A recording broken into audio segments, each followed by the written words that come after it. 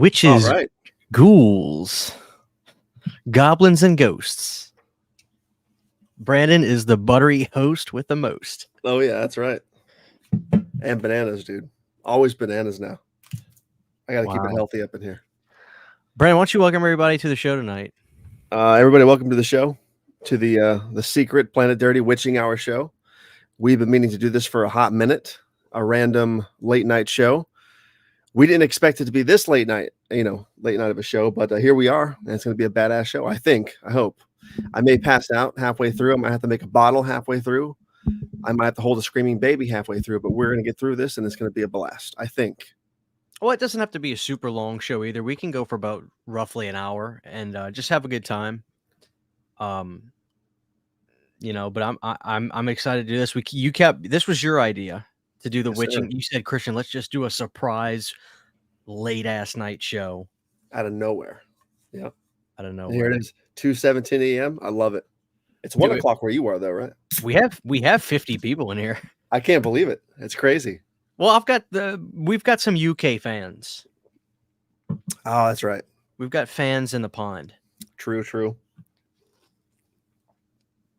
Let's say hello to the chat. Let's do it. We got Justin Smith. We got Gar. We got John. We got Antonis. We got Johnny Darko. We got Ryan, Dog, Keith. We got some regulars that, they don't miss a show. They'll be at a show. As you can see, we've got Keith here. Yep. I just can't believe everybody's awake. Mid-level media. There he is. Jaden's here. Dallas is here. He said he's scared. Me too. Selmer Slasher's here. We got CR. Got Rock Music Forever, 90. Wow, we got a $5 super chat. Oh, we got Mountain Veteran here with $5. Brandon, who had better hair, Christian or Frank Dukes? I guess I'll say Christian. I'll be diplomatic about it. There's my answer. Now, I need to know if the Mountain Veteran is referencing the Jean-Claude Van Damme Frank Dukes or the actual Frank Dukes. Ooh, I was assuming the real one. Right? Well, if it's the real one, I think I have him beat. That's what I assumed. So. Let me change the tone on this. Like, I'm looking like a beat. I've got a let me see if I can get this. Let's see. I'm gonna change it to like blue or something. Green. All right, there's blue. Got a little bit of a nighttime shade. Thank you so much, Mountain Veteran. I feel like people sleep. They do. They should be. Dead Pitch stream just ended in here. Brandon, we got 62 people in here, dude. Wow. That's fantastic. I want to thank everybody for being here. Mm-hmm. JVD Frank. Well, if that's the case, Brandon may change his mind. No, Brandon said he said I beat the actual Frank Dukes, but I don't think I beat Van Damme's hair in that movie. No, the answer stands. My answer is solidified. Wow. Thank you so much, man. Amrit Calhoun, did you pick up Opera and Deep Cuts? Brandon, you want to tell everybody about your Severin sale pickup? Yeah, I did not get Deep Cuts. I got the opera box set, the 5-disc thing. I got the postcard signed by what's her face. I got the sunglasses and I got the opera T-shirt. Oh, you got the sunglasses too. I did, yeah. I didn't get the bundle with the other stuff like Deep Cuts and the other stuff. I saved about $28, and with that $28, I bought three other movies. I got Wild Beasts, Day of the Animals, and Overboard. So, dude, and Nosferatu in Venice also. So, how about Overboard for $4.99? Insane. Isn't that the most bizarre title that Severin has? It's very weird. Very weird. They're gonna drop the 4K in like a month. But you know what? I've decided, Brandon, for the most part, Severin, I'm fine with Blu-rays. I don't need everything on 4K from them. Like Opera, of course, 4K, right? But I picked up, they had Spider Labyrinth that came out last Christmas on 4K. It was announced with Cemetery Man and stuff. Well, they had a Blu-ray version of that was way cheaper, and it's still the 4K scan of the negative and everything. I was like, Blu-ray's fine for that. Yeah. You know, so I grabbed that. I grabbed a lot of shit. Let me look at Yeah, you went crazy. Oh, dude, I got in big trouble. When I got done with my band's gig tonight, I got paid. I got my cash. I went to go reach for the cash. Another hand went right in front of me and grabbed it. It was Sydney. She took the money right from me. She goes, "That's my money." Let me look, because I think I sent you a picture of my You did. My order. You ordered more stuff today too, didn't you? Embarrassingly, yes. Dude, you went ham. All right, so I got the Severin release of Beyond Darkness. I got the Peanut Butter Solution, which all the guys kept telling me is like this crazy great movie. I got Extraterrestrial Visitors. I got the Severin logo pumpkin shirt, which I can't believe you didn't grab. I know. I didn't. I missed it. Son of a bitch. You can add to your order if you want. Can you? Yeah, because that's what I did today. All right, so check this out. The Kathy's Curse thing. Did you see that? Where it was like that big blue box where they had like the light up eyes? Yeah. Yeah, right. They had Kathy's Curse limited edition light up slipcase only for $7. And I was like, awesome. I'll get that for $7. But then I was thinking to myself, well, I got to have the movie. Right. So then I bought the Blu-ray for $12. So I'm going to take the standard old Blu-ray and I'm going to put it into the collector's box set. Nice. There you go. I got Blood for Dracula Blu-ray, $7. I got Overboard Like You. They all told me to get this movie, A Day of Judgment slasher film. $7. Nice. The Opera Glasses, the Opera 4K, Spider Labyrinth. Oh, and the movie Midnight, the John Russo movie, the Video Nasty movie, which I really like that movie. I got the Blu-ray slipcover. For $1.25. Oh, very cool. And then I bought a few more today that were $7 movies. And I was like, you know what? I did, no pun intended, I did go overboard. But the thing is, this was actually a legitimate sale from Severin. Yeah. Like, I'm actually impressed. Whether people think all the titles are great or not is another issue, but you can't deny the prices. The prices were really good. That was a sale. Oh, yeah. So guess what, dude? I'm tearing it up now so I can be done with it, you know, and not have to pay. Because, like, if I wasn't a sale and I wanted Wild Beasts, I'd pay $24.99 for that Blu-ray. But you can get it now. What you pay for it? $7? It was like, yeah, $7.99. Blew my mind. I was like, I got to pick this up now. So there you go. Yeah, it was good. That was better than any of the Vinegar Syndrome sales, I think, also. Oh, yeah. I think the Severin sale was the best sale of the year so far. Now, Vinegar Syndrome is going to have to come out swinging for Black Friday. Yeah. They have to. Because they're like, oh, shit right now. Yeah. Cliff Booth said, how much did Opera end up costing? I think it was $59.99. Very good price too. I thought that shit was gonna be like $150 just for itself. That's what I thought. For Severin, I'm not excusing it all the way, but for Severin, that's a good price. If you do consider all the stuff it comes with, it's a 5-disc set. They put in a lot of elbow grease for special features on that. But the thing about it, Brandon, I was listening to an interview with somebody that was involved with the restoration process of the movie. You as a film guy probably know more about this than I do. Opera was shot on Super 35, which is a little bit cheaper of a format than actual 35 millimeter. So, I mean, the movie's probably still going to look really good, but I don't think it's going to be the greatest 4K you're ever going to watch in your life. But at least it's going to be the absolute best the movie's ever going to look. Yeah. You know? I'm just so happy to have it in 4K. It's my favorite Giallo film. I fucking cannot wait to watch that shit. Are they already they're already ready to go? Like they're gonna ship them soon, or are we like waiting on a release date? Because I didn't check any of that. That's the only downfall about the Severin stuff, dude. Like when the releases for Cemetery Man and all that came up. By the way, Brandon, we have 70 people in here. Good. There they are. 2:30 in the morning. When we had what was it? When Cemetery Man and all that came out, I could look at the show I did. I think I did a live stream for that. I want to say that was late November and it shipped like the last week of December. So I think we're going to get the stuff in like a month. But then again, Brandon, it may be even longer because this sale, I think Severin probably made I'm gonna say Severin probably made about $27,000 to $30,000 over the last couple days, and I could be way underselling it. They sold out completely. All right, Brent, let's do the math. The opera bundle was 150 plus shipping, and it was 300 of those, or what? It was 150 of them. It was 150 just of that. Just at a base price, that's $22,500 just for the opera box, the Modu box with all the stuff. Oh, well, I'm way underselling. Dude, they probably cleared a couple $100,000 last night. Because everybody was on that sale. Like everybody I knew was like, even like a couple buddies of mine at work knew about the sale. You know what I mean? So it's just like, it insane. Was, dude. I'm jacked about it. It was great. I didn't want to lose out on the opera thing. So I was like, I have to be there at midnight. I don't care how tired I am. I got to get it. So yeah. Keith even said it was the best Blu-ray sale ever. Yeah. Oh, Jaden says there was 300 of them. I was wrong. So dude, 150 times 300 is $45,000 base price. That's not including tax and shipping. Dude, all that shit. Severin cleared house last night. They're counting money right now, dude.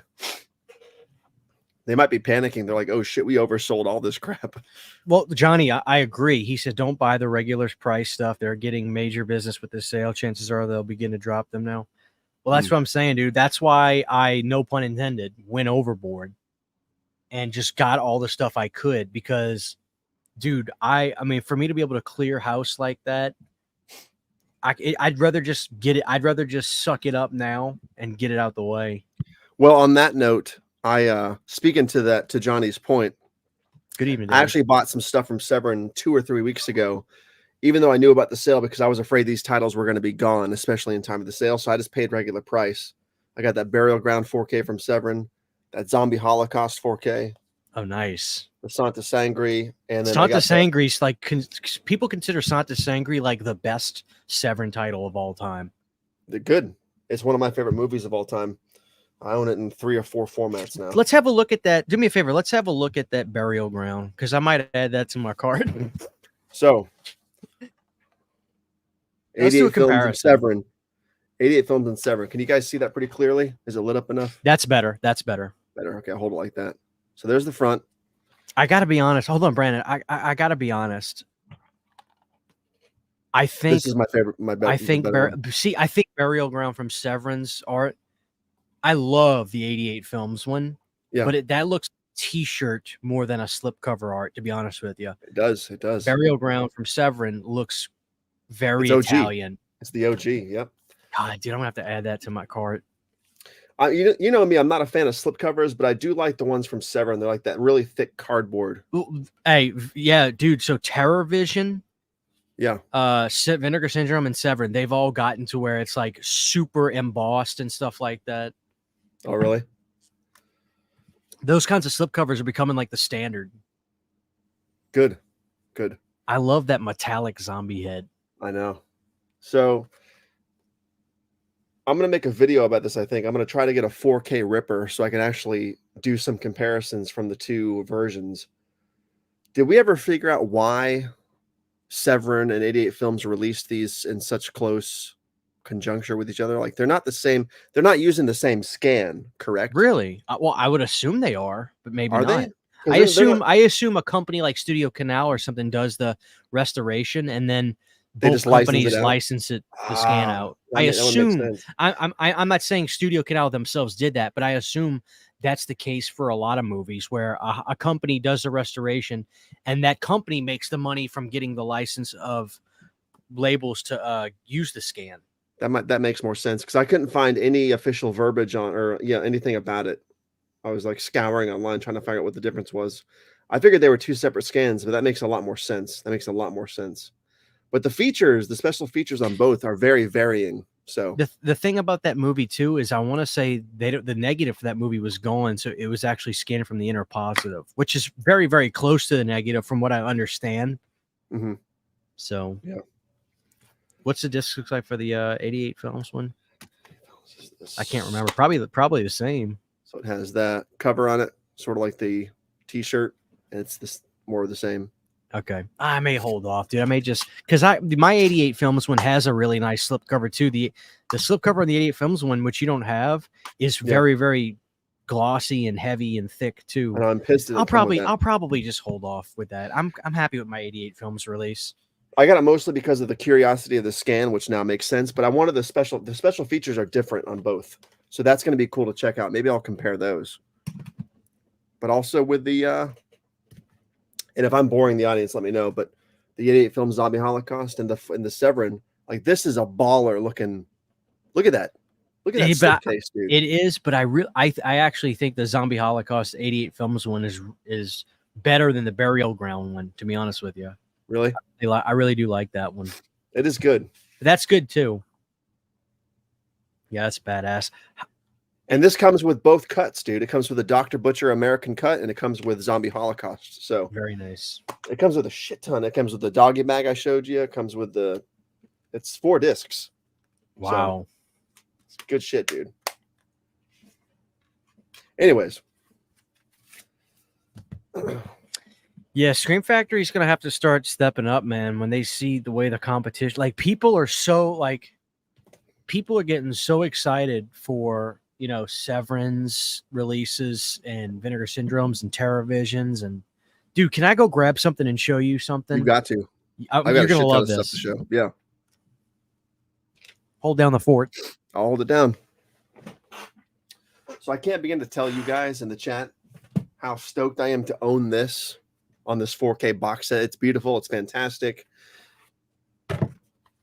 Great production on this physical media set.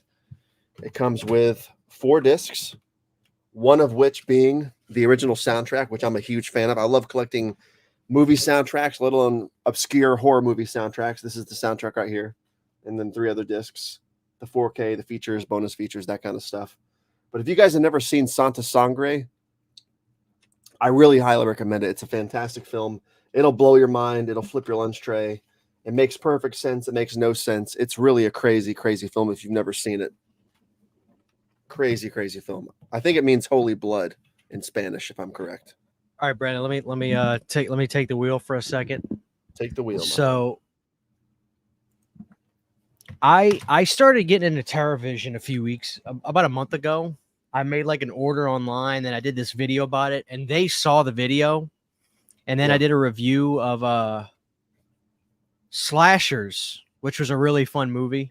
And the people at TerrorVision were like, "Hey man, do you mind if we send you some stuff to review?" And I was like, "Dude, that'd be really cool." And I met them at Texas Frightmare, and they were really nice.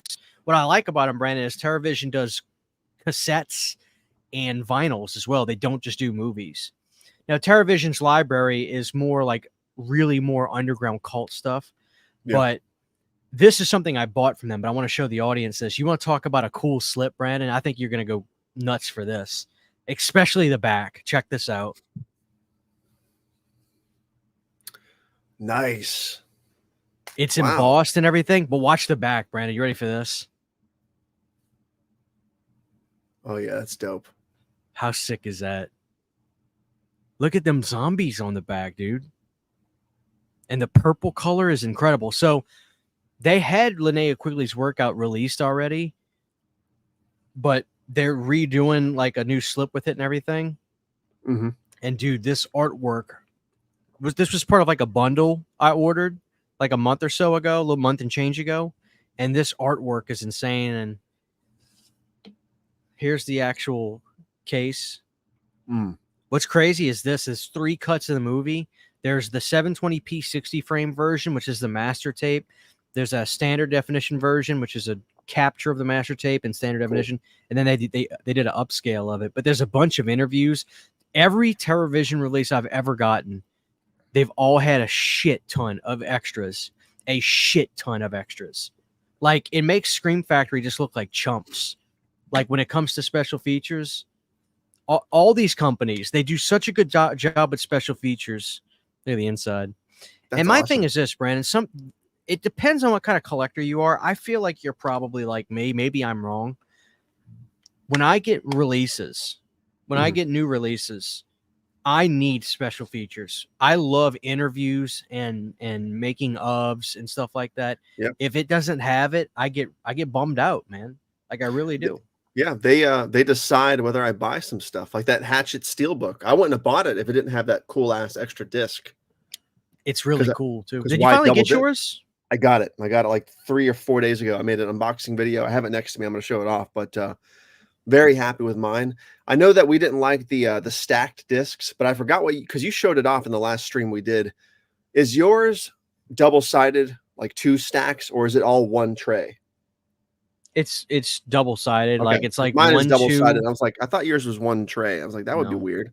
Yeah, that's the only thing I really, man, Not a I fan. wish they wouldn't do that. Well, Yeah, it's more like a pain in the ass just getting them off than anything. it is. You feel like you're gonna break the discs. Yeah, so I wish they would have made.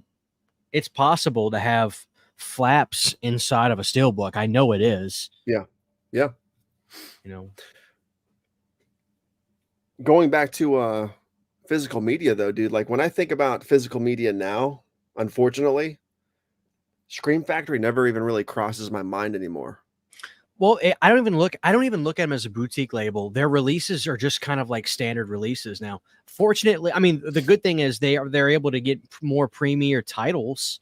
Mhm. Like I'm a little excited for the Amityville remake on 4K. I don't know if you're a fan of that movie. I've never seen it actually. Like I just have it on DVD, so it'll be it's something I'm happy to upgrade. But like they're putting out The Boy. You know, like what? That's random as hell. That's very random. What's up, Davey?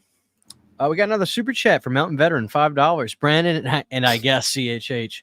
What are your top 3 movie soundtracks? That's a great Ooh. question.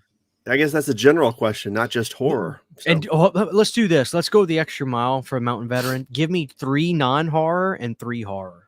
3 non-horror, 3 horror. Okay. Do you want to go first? You want me to go? If you're ready. Okay. I think I am. For non-horror, I'm going to go with 1996's Romeo and Juliet, the album, not the score. Ton of great artists on there. I'm going to go with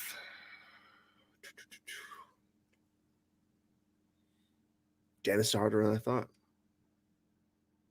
You go, come back to me. I'm going to think about this for a second. Movie soundtracks. I gotta go. One of them has to be Over the Top with Kenny Loggins, Sammy Hagar, Winner Takes It All. Over the Top has a great soundtrack. Really good soundtrack.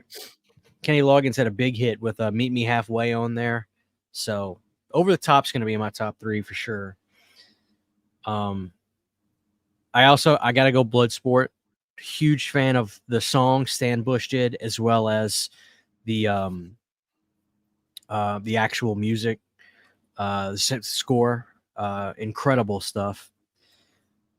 And number 1, wow, I gotta go Rocky 4, dude. Like with Vince DiCola's work and John Cafferty and the Hearts on Fire. I don't think you really beat Rocky 4. Just motivates the hell out of you. I'm having a bad day, dude. I put on the Rocky 4 soundtrack and I get moving. So that's my non-horror. I have others. Like honestly, Last Action Hero has one of the best rock music soundtracks ever. With Alice in Chains. There's 2 Alice in Chains songs. Megadeth's on there. AC/DC, Big Guns. That's gotta be my honorable mention. That's good.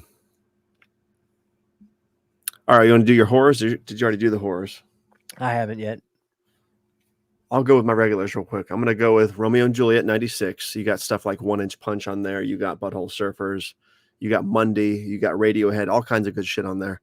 I'm going to go with Detroit Rock City is a fantastic soundtrack. I always forget about that one, but it's got Kiss. It's got AC/DC. It's got Blue Oyster Cult. It's got, who else has it got on there? It has Cheap Trick. All kinds of good shit on Detroit Rock City. And I'll go with, for shits and giggles, the Point Break album. Just off the top of my head. It's a harder question than I thought it would be. You know what I mean? Like horror is pretty easy, but the non-horror soundtracks, scores aside, is kind of difficult. It's tough, and then later on I'll think of it and be like, oh man, how could I leave that out? Like I'm just remember like Fletch. I love the score to Fletch, and I love the bit by bit theme to that. Vacation has a great soundtrack. Yeah, like the first Vacation has a great soundtrack. Christmas Vacation. Everybody loves that song in the beginning of Christmas Vacation. It's that time. Christmas time is here. And dude, how about that cartoon in the beginning of Christmas Vacation? Oh, I love it. You know? Let's go horror. I'm gonna do the Lost Boys for sure. That's probably number one. I'm doing soundtracks here, not scores, just so everybody knows. Because if I was doing scores, Day of the Dead would be my number one. But for soundtracks, I'm doing Lost Boys for sure. The Return of the Living Dead, obviously, right? And I'm gonna go with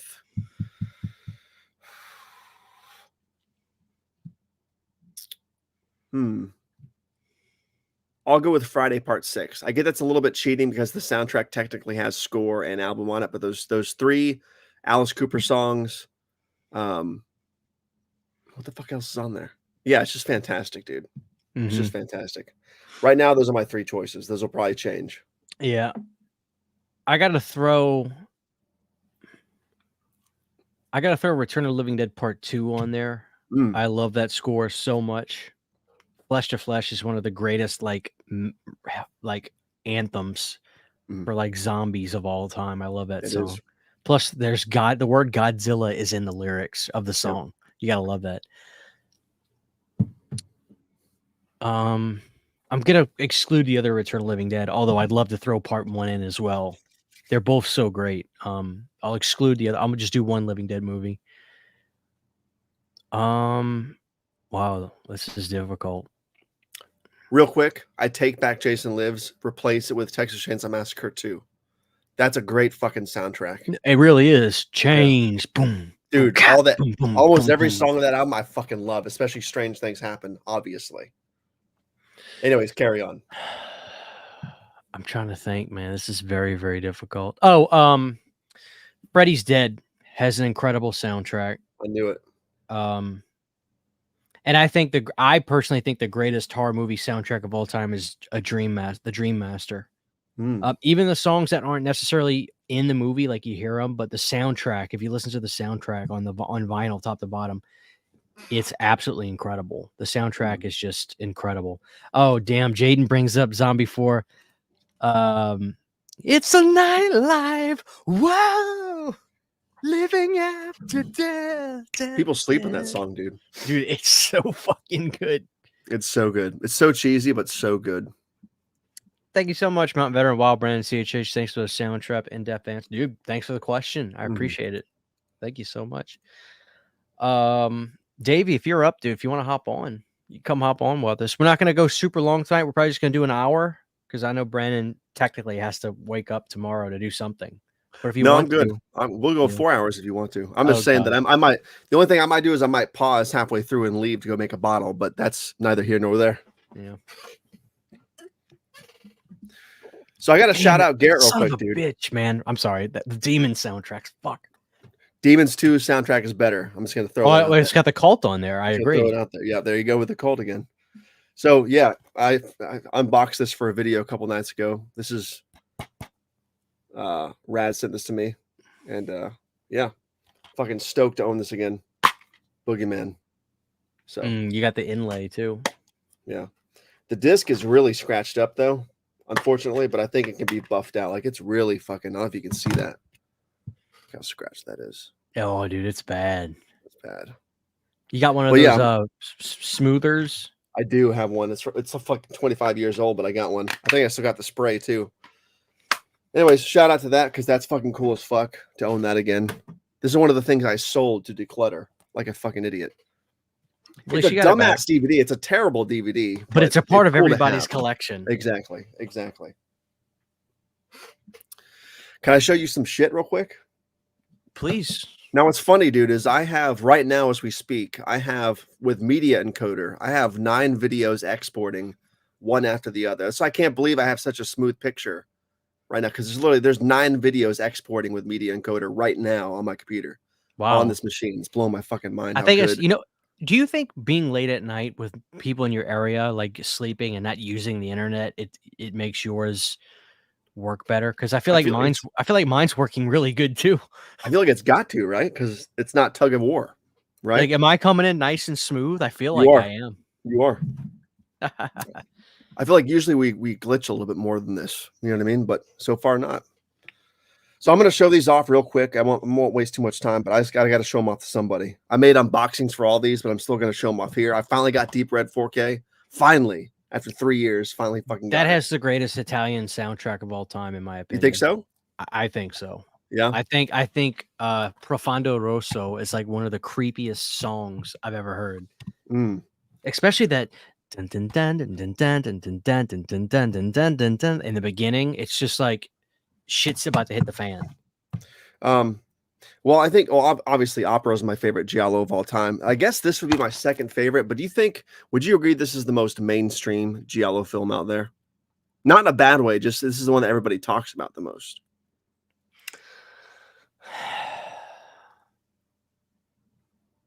Possibly. I think I that feel would like be every it. giallo conversation I have, Because people here's say the Deep thing. Red. You know what I mean? Some people, I don't think it is because it gets very technical. Some people use the word giallo loosely. Really, they use that instead of Italian movie.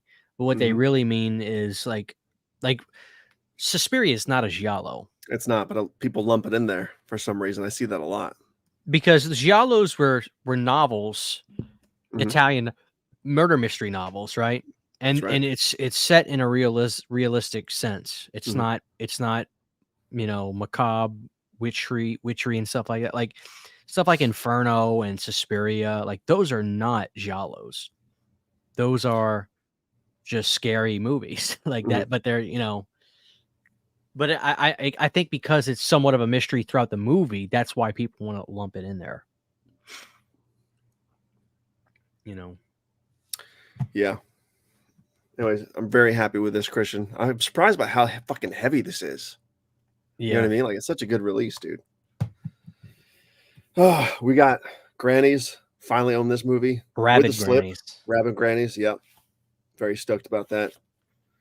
I kind of went haywire on Vinegar Syndrome during that summer sale a couple weeks ago. It was pretty good as far as I'm concerned. Like the prices were pretty decent. I got this. I really wanted the slipcover for this, the slipcover version, because it was so cool, but it was sold out. So unfortunately, I had to just go with the regular version. Do you have the slipcover for this? That beefy one, Christian? What's that called again? Nightmare Sisters. No, I don't have the No, slipcover for that. it's sold out. Dead Heat finally owned this movie.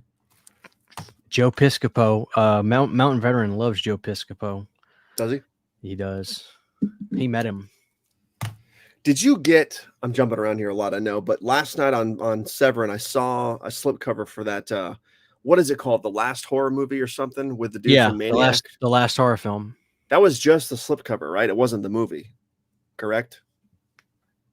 Because it was like $7. I'm like, I wonder if that's the movie too, or No, just the slipcover. yeah, that's gotta be just a slip because the last horror film. Yeah, that had to have been just a slip. I was like, I But wonder if I Christian's have gonna pick that up. I have the cool slip that came out right when it was announced. The It's a Maniac 2? Maniac 2 slip. Yeah, thing's baller. Oh, it's incredible. Dude, have you seen Slaughterhouse Rock? Pretty good movie about Alcatraz. Yeah. Hard Rock Zombies is terrible. It's the I can't say that I've seen either. It's the cheapest piece of shit. Good. I fucking gritted my teeth and rebought it, dude. I just got the Blu-ray. I just fucking got Redneck it. Zombies. I had the regular Blu-ray or the regular DVD, excuse me. But yeah, this is a very impressive release so far. I haven't watched it, but like I'm very impressed with the fucking box art. Like Special the slipcover's features are nice. insane. Yeah, I'm a These are. jackass for not ordering that on that website. I just ordered it off of Amazon. I didn't get the slip. I should have Oh, you ordered didn't? off it. I should have Dude, ordered off the website. these are making me like not hate slipcovers anymore. I like these thick cardstock slipcovers. They're fucking And they're nice, easy to dude. get off, and they can, yeah. Dude, must have. I can't believe I haven't owned this further. I'm so glad this is on fucking You know that physical was media. supposed to come out from Severin. Was it? Yeah. And this fucking Raw stoked. Force, dude. I haven't seen this in a fucking very, very long time. If it's the same movie, I'm thinking it is. But yeah, that's my recent haul. I got some more stuff to show off later, but I'll show them off later. I've been going a little bit too ham with physical media lately, dude. You and me both. It does have nips. When I did my unboxing, I showed that off. I'm not even sure if I can post that to YouTube. Maybe I shouldn't show it off here, but this is pretty obscure. But the slipcover, there's actually the nips showing, which on the DVD, it's blocked out by Right. Yeah. Fucking hilarious, dude. Anyways, I'm rambling. You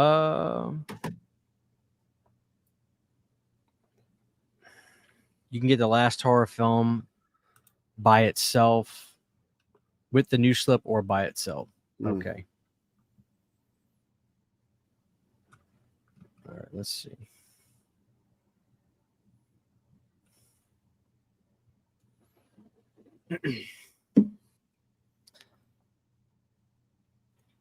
I love, I like the title Zombie Nosh better too.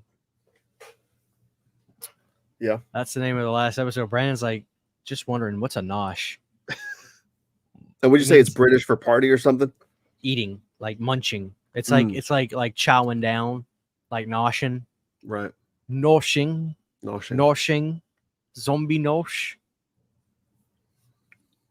I'm gonna laugh my ass off when you watch that movie and you say, holy shit, dude, Flesh Eater's like one of the best zombie films of all time. I'm telling you, I watched it on DVD 15 years ago and I did not like it. So we'll see if it's changed. We'll see. Dude, you're gonna love it. It literally is the most charming Halloween style zombie film of all time. They literally get on, they take a hayride out in the middle of the fucking woods, and one guy's on the tractor just driving around and literally stumbles upon a fucking coffin in the ground, stops, looks at the coffin, and goes to open it up, and fucking Bill Heinzman comes out and kills the guy. Like, it's the greatest opening I've ever seen in a zombie film. No, it's not, but it's top 5. Yeah, I'm excited to watch it again. We got Davey Death ready. There he is. Tonight. Hey, what's up, guys? How's it going, brother? Doing all right. Just hanging out late, taking care of some stuff. What are you doing up, dude? And I'm just always like working on stuff. You inspire me, Christian. You do so much. I'm like, honestly, like there was a couple weeks where unfortunately I got let go from my previous job, and I had a couple weeks where I was like, oh my God, I was just like looking for a job like crazy. Like, that's my job. All right, I'm gonna do that. And now I'm just like kind of getting back into the swing of things. So just trying to find that groove, man. Oh, so you got a new job set up and everything? Yeah, I'm just selling insurance, but selling in Colorado. I get to work remotely, which is great because it's like 1:15 in Phoenix right now. Awesome. Oh, good. Congrats, dude. That's awesome. Congrats, dude. Yeah. Good for you. Yeah. So just getting back on track with everything. Foz and I did an episode of Movie Punks tonight. We talked about the return of the living dead, and we're going to do Airheads next month. And so just nice. working on some stuff for that. Johnny don't care. Johnny don't ride. So I watched that movie so many times, like back in high school, and then when it was playing just like constantly on Comedy Central, 25 years ago or something, it was just like I would stop everything for that movie. Oh, dude, Airheads is so good.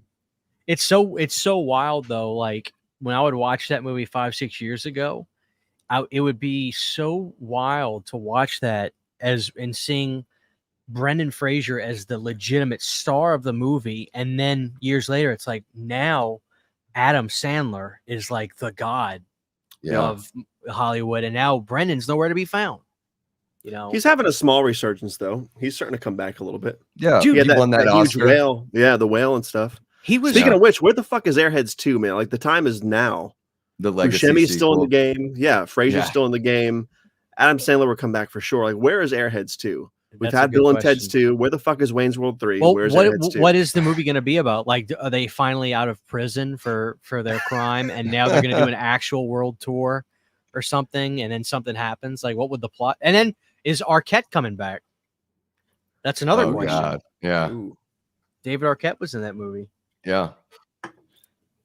Yeah, I mean, I think even like Buscemi, like it's so interesting all the trajectories that those 3 careers took just for the guys in the band. Like that's wild. And then you've got like these really great cameos in that film. I mean, like Joe Mantegna, even Michael Richards is in there. Of course, Michael McKean from Spinal Tap, and Chris Farley, Ernie Hudson. Like, where does it end? You know, Rob Zombie, everyone.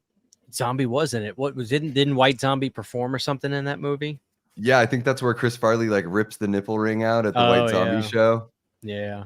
Improvise. Hey, which Jim Carrey movie was it where like Napalm Death, this death metal band's performing and he jumps on stage with the band? What Ace Jim Ventura. Ace Ventura.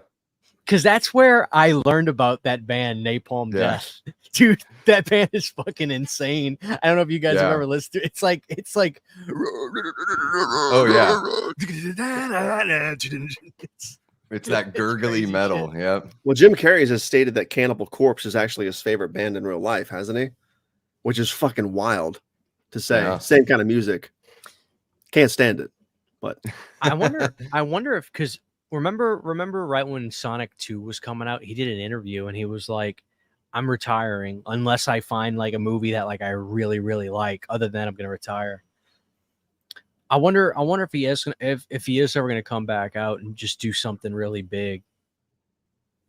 Why can't we have Ace Ventura 3, dude? They announced it though a couple of years ago. I swear to God, they said Ace Ventura 3 is in production. Yeah, right? I think that would be the way to go. And then you make fun of all the legacy sequel action movies. So, you know, because like Rambo did one after Halloween 2018, and so that could be like the opening scene is like making fun of that because they did the whole cliffhanger thing in the second film. Yeah.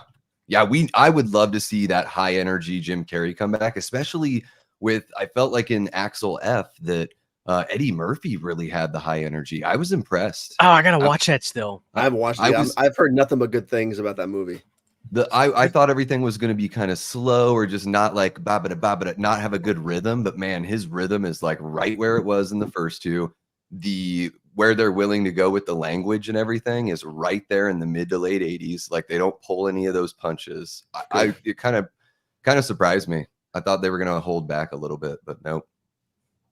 I gotta watch that. Brandon, I think he's full of shit. He thinks Coming to America was good. It was good. It was fucking good. That movie was not good. That movie justified its existence. It pushed the characters forward. The story moved forward. It was a good fucking movie. There was problems, but that definitely deserved a theatrical run and a bigger push, I think. I think people clowned on it incessantly for no reason. It wasn't like better than the first movie, but you can't fucking beat the first movie.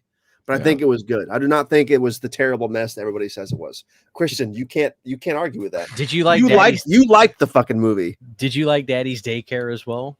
No, I did not like the movie. Okay. Cheaper by the Dozen, Tower Heist. I think Eddie Murphy had a really, really bad 20 years there, honestly. Oh my God. Yeah. What do you think was okay? Nutty Professor 2 was the last good movie before, I'm assuming. Hold on. Time out. Okay. Is Nutty Professor 2 better than Nutty Professor? At the time when I saw it in theaters, I thought it was, but I haven't seen the clumps in a long time, so I can't tell you. Take me back to the buffet scene in Nutty Professor when they go to that buffet and they're like, clump party is 6 and we are hungry. And then they do the montage of the buffet trays and they are just tearing it up. And they do a pan of the buffet. Everything is wiped out except for the salad. The salad thing is completely filled up, but everything else is wiped out. Was that Janet Jackson in the first one, or was that she in the second one? Part 2, I think. Okay. Yeah. Yeah. I saw Norbit in the theater. I'm sorry. Well, Bowfinger. I kind of liked Bowfinger a little bit. I don't know. Was that like that was probably like late 90s, early 2000s, something like that. Him and Steve Martin. It's just like it is really odd. So there are moments that worked for me, but this one was sort of like it was Kate and I, like my wife, she really loved the Axel F, and it kind of reminded us of the new Fletch with John Hamm that like we really enjoy and we've watched like 3 or 4 times. You know, go back to it. Yeah, because it just sort of brings you back a little bit. Jada Pinkett, she was in one. That's when everybody liked Jada. Hey, she's great in Scream 2 at the beginning. That's a great performance there. I don't know if she's acting, but it's a great performance. It Is did the go to new Beverly Netflix. Hills? Yeah, that's the Axel F movie, right? Yeah, That's what you guys are talking about. Should have gone theatrical, dude. Like they should have pushed should've. that to theaters, man. they What a really mis- because this one was pretty damn good. Like Kevin I'm gonna Bacon watch that kills tomorrow, it. dude. I gotta watch it tomorrow. Oh, speaking Yeah. of Kevin Bacon, oh, never mind. Brandon never saw Maxine. Not Oh, I yet, haven't but seen it yet either. you can spoil away. I'm still gonna see the movie. No, I'm not gonna do that. I'm not gonna do that. But Brandon, Again- I was telling Brandon, I'm pretty sure I know you feel, Davey. I haven't watched any reviews or anything from anybody. I loved Long Legs. That was my favorite movie I've seen so far this year. I think Brandon's gonna love it because I asked Brandon. I said, Brandon, did you like Barbarian? And he goes, I love Barbarian. I said, I think this is like the Barbarian of 2024. Mm. And so Yeah, I think you'll dig it. I really had a fun time with Long Legs. I tried to, tamper it down a little bit in the review because I think the hype thing is something that we're all but guilty. You know what? to Like, or for, you know what? I hear you, but you know what? Fuck it, dude. Like, just you gotta say how you feel. Yeah, and I do think that it's the best movie I've seen this year. But yeah, I mean, it was just I think I called it hauntingly immersive or something like that. Like that, it just really sucks you in. Even just the way they do the credit sequence is kind of like, all right, we're putting you in a trance with the black and the red, the colors they've been using throughout all the marketing. Right. So it just sort of like, to me, I felt like, oh man, this is like putting me in the mode. Like, not only does Osgood Perkins know how to write a good movie and how to deliberately use the camera in a beautiful way, but he also knows how to just like get you primed for his shit. Like, that's a showman right there. Yeah, that was good shit, dude. I didn't watch any trailers of the movie. None. I'm done with trailers. I'm completely done with them. It's funny though. Like I say that, and I saw in the theater again. They play the trailer for Nosferatu, and I swear to God, this is gonna be the one. This is finally gonna be the Dracula movie that makes some fucking money. Because everybody keeps letting me down. They screwed me on Renfield. They screwed me on Last Voyage. Brandon still ain't seen The Last Voyage. His punk ass. I think they screwed us on Dracula Untold too. That was like 3 or 4 Dracula movies ago, and that movie kicked fucking ass as far as I was concerned. But they screwed us on it. They screwed us on that movie. Yeah, I'm looking forward to Nosferatu. I think Eggers is awesome. I kind of wish they were putting it out around Halloween and then maybe drop it on streaming during Christmas. I know some people go to the movies on Christmas, but I think it's kind of risky. Little bit. I'm wondering who are they worried about competing with? Like, because I feel like there's a horror movie. Every horror movie kind of has its window. Maxine had its couple weeks. Now it's Long Legs' turn right now. And then in a couple weeks, something else will probably come out. And then it's going to be Alien. I'm just wondering. I'm wondering what's the deal with Nosferatu coming out then. It's just, I'm kind of bummed out about that. I would have rather that damn Terrifier movie come out during Christmas and Nosferatu come out during Halloween. There you go. Yeah, that might be it. That might be one of the reasons why. I tell you what, I am convinced. I don't know how Brandon feels. Terrifier 3 is not a Christmas movie. It's a trick. That trailer is a complete trick. It is not a Christmas movie. I think it's going to be a Halloween movie, but you're going to see that little... that trailer was to throw us off. Otherwise, why are they releasing this in October? This is not a Christmas movie. Mark my words, it's not a Christmas movie. So it's just like a vignette. Terrifier 2. No, it's not going to be the same night as Terrifier 2. I think it's going to be the next Halloween. But that trailer piece we got, that could have been the Christmas right after Terrifier 2's Halloween, and then they're going to go forward to the next year's Halloween, presumably. I don't think it's a legitimate Christmas movie. I think it's all a swerve, and that's why it's getting released in October. Yeah. I hear what you're saying. I wonder though, with that poster they put out where he's got like this, he's like wearing Santa's face. It seems like they're sort of like telling you this is what it's going to be. But I mean, if they just do that as sort of like the intro, like that's kind of like the way the Friday the 13th remake opens up with like a mini movie. You get like a mini Christmas movie, and then we're back to what we know on Halloween. What is your suggestion, Sergio Garza, for Brandon? Interested.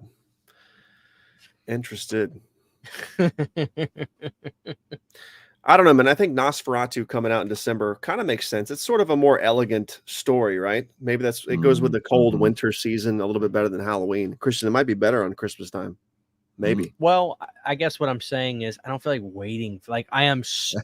I love. Oh, by the way, I ordered Abigail, so I should get that in a couple days, and I'm finally gonna watch that. Everybody keeps telling me like, Christian, you're a jackass. You need to watch that movie, and I keep saying to myself, I don't know, but something about like kid horror films, like I don't know, man. Like something about them, I just never really get that excited to watch them. But everybody keeps telling me Abigail is way better than it had any right to be. So I'll probably review that, or at least watch it when I get it. But I don't think it's going to be better than Long Legs for me.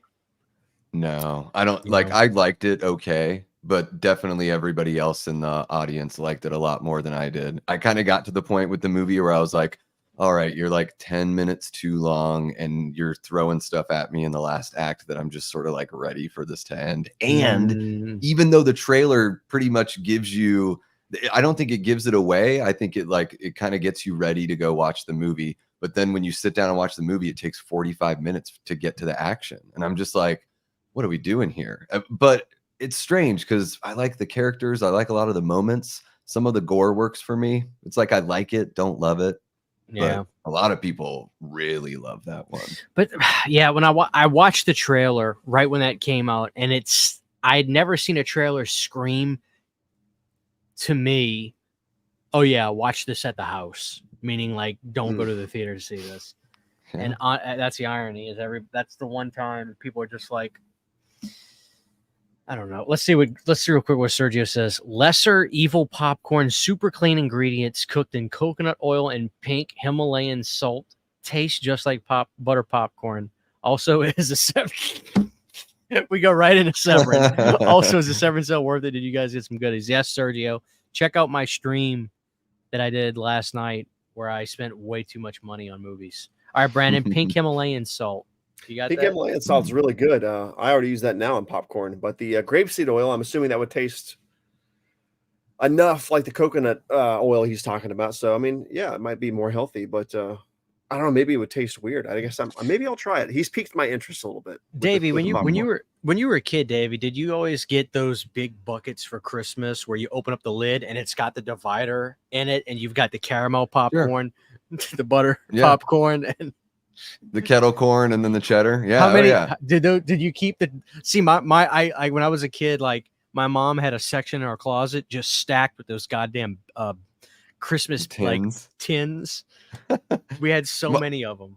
We had some because my mom would repurpose them. She makes these really awesome sugar cookies during Christmas time with just like frosting and sprinkles, like really simple, easy, but like classic, always great. And she would put them on plates, cover them in foil, and stack the plates like in the tins. And we would put them in the garage. I grew up in Southeast Alaska. They would get like cold in the garage. Oh, they're even better colder.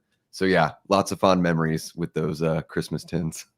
Did see Brandon was a big Halloween popcorn McDonald's bucket guy. Did you get those when you were a kid? The McDonald's buckets?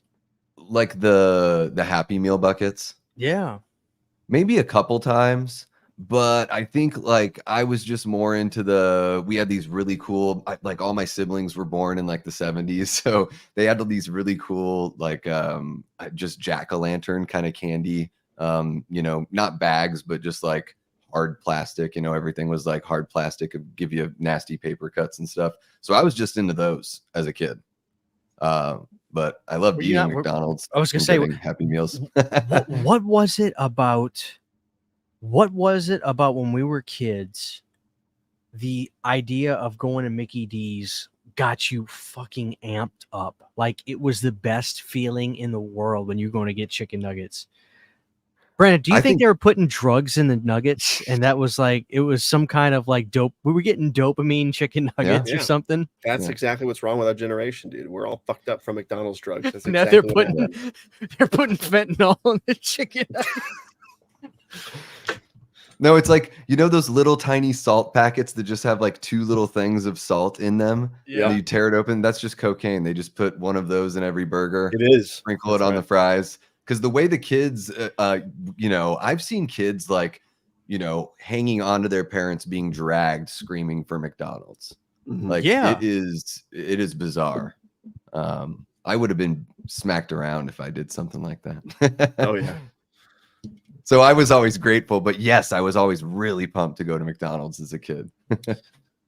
Yeah, dude. I had Mickey D's today, and it was fine. Here's the thing about Mickey D's now. Like, there's something slick about Mickey D's. Like, I ate my nuggets, and I had my fries and my nuggets, and the thing about it is you'll eat it, and you'll be done, and you feel okay. Like, it was good. 30, 45 minutes later, that belly starts to push out more. You get that heavy feeling in the chest. You get you get clinical depression for a solid 6 hours afterwards. Like, dude, doing McDonald's is literally like doing heroin. Like, it feels so good, and then an hour later, Brandon, it's like, I have got to stop doing this to myself. It's that feeling of it's just feeling of desperation afterwards. That just kicks right in every time. Absolutely. Yeah. I compare it to, I used to do like a handful of times I did stand up like in my 20s in my hometown. And I would do a joke about how, like, you know, going to McDonald's is like hooking up with an ex. Like, at the time, it's like, oh yeah, we kind of know each other. This is natural. Like, you feel good about it. Then you wake up the next day and you're like, oh my God, what the hell did I just do? I got to get my clothes and get the fuck out of here. Oh man. But I'm guilty of that. We have, you know, I live in this area where everything's so spread out in Phoenix, but there is literally a McDonald's like maybe a quarter of a mile down the road. Like, it's just right there. Do you have the Area 51 McDonald's by you? I don't think so. Because what Area 51 is it Nevada? I'm probably a few hours away. Okay, I'm sorry. 3 hours away. Ignorant. No. I'm in the Phoenix area, so it's really not that bad. You can get to Vegas in like 4 hours. Oh, dude, you're not far from the dude who loves movies. No, yeah, we saw each other at Days of the Dead the other week. Yeah, Cody. Yeah.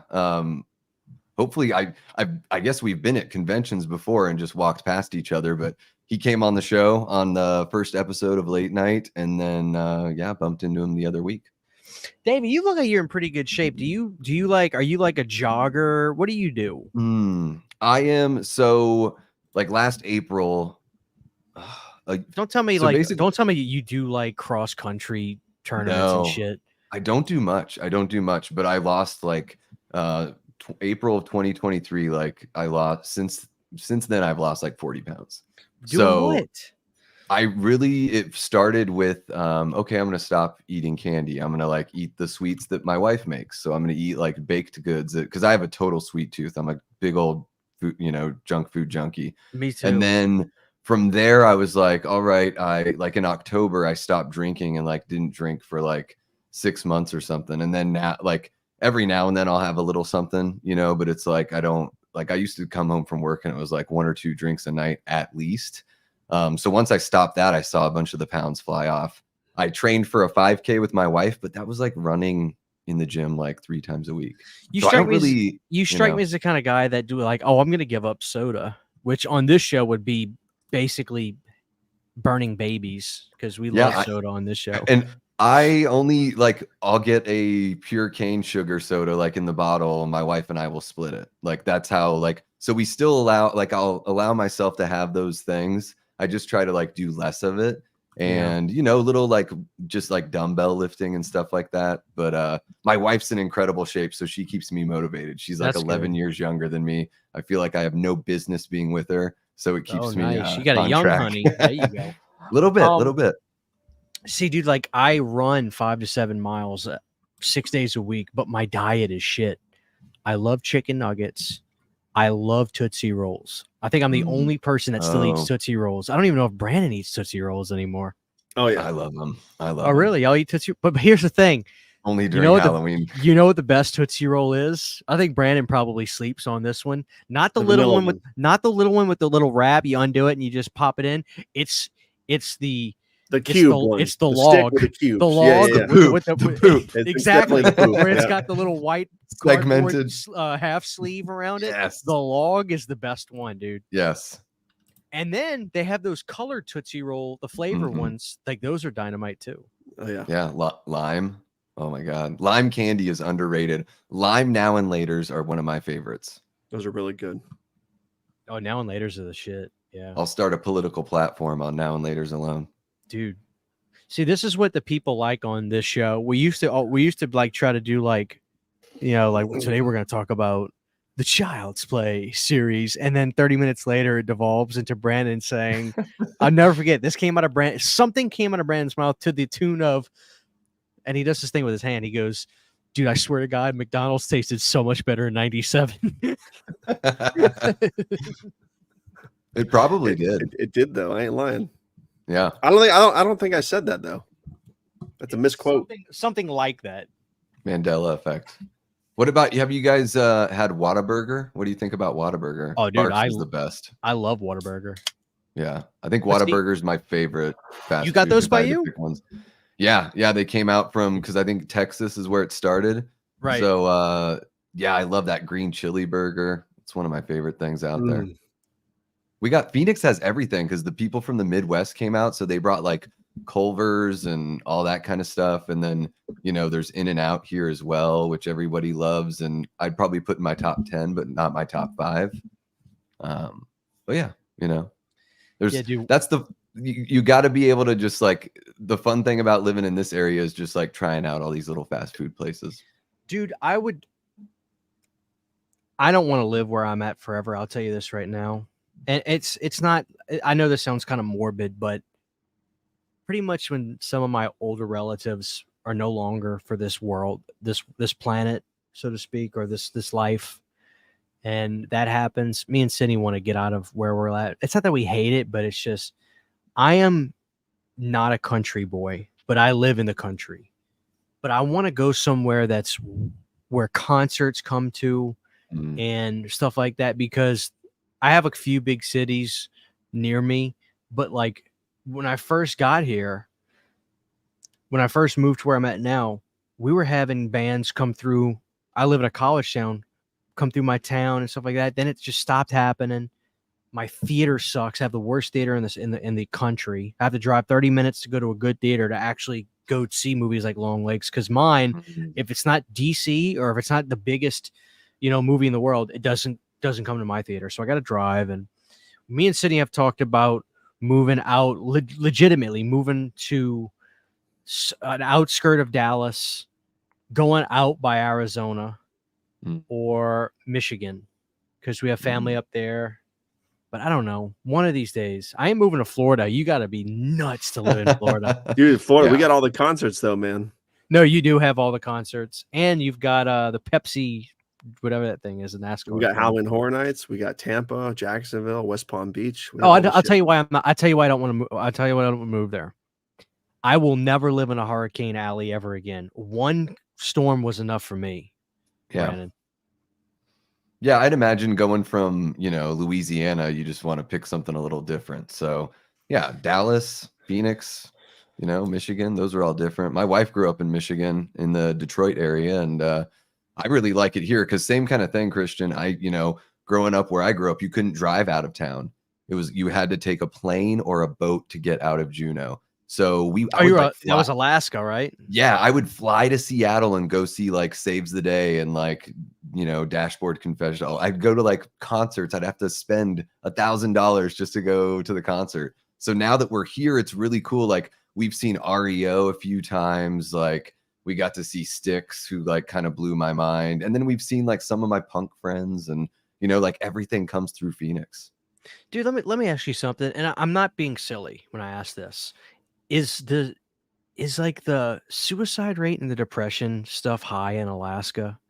Because it sounds, I'm dead ass, because it sounds like it's a very isolated, dark place to live. Yeah. I think there's definitely just like the seasonal depression that you can get because of the lack of sunlight during the winter, but you do get the opposite of that in the summer. So like there were nights, in the summer where I'd finish work at like 11 p.m., like bussing tables. We'd grab some beers and stuff. We'd drive out to the beach, and the sun like never technically, like it's like dusk for like 3 hours, and then the sun comes up and you're sitting there on the beach. Like it's magical and awesome. But then, yeah, when in the winter, you drive to school and it's dark, like pitch black.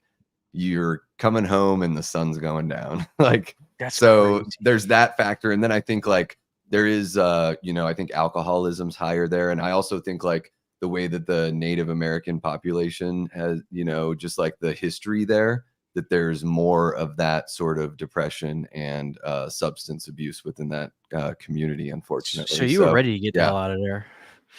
Yeah, I mean, I really appreciate the upbringing. Like looking back on it, I don't know if I would have found punk rock and found horror and like been the guy that I am. Like if I grew up middle of the road, like America, like I just might have liked all the regular establishment bullshit. And, you know, I feel like it was sort of a blessing in that sense to grow up there. But I think like anyone else, like leaving home is really important. Like it's something that everyone should do is leave home.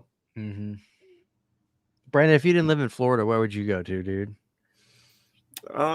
You strike me as a Texas guy. Texas would be cool. Texas would be cool. Would you eat pulled pork every day, Brandon? Oh, fucking A. You gotta.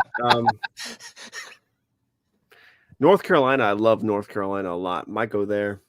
My brother, when he was stationed there, I went there and visited him, and it was nice. He was in Seattle for a little bit. Hated it. I hated it. Yeah. Way too many people, and the weather is shitty. Mm. Yeah. Yeah. Gloomy. And it is. It's all. They're all crammed in there. North Kakalaki. All right. It's right outside of Michigan, Lansing, where I have family that I would go up and visit in, but I forgot the name of the small town. If you named them, I could probably guess it. But our family's from Livonia, Michigan. What's up with everybody having family in Michigan? What the hell's up with that? Oh, did you have Tim Hortons in Alaska? No, I mean, where I grew up, it was like we had McDonald's, we had Taco Bell, Burger King, and then it was like there's a store called Fred Meyer. I think it's a Pacific Northwest thing for the most part. But it's like Myers, right? well, it's a different spelling than the Meyer one that's like the Meijer. But it's the same kind of thing. It's like the Pacific Northwest version of like Walmart kind of thing, you know, just never went national. But yeah, I mean, pretty isolated stuff.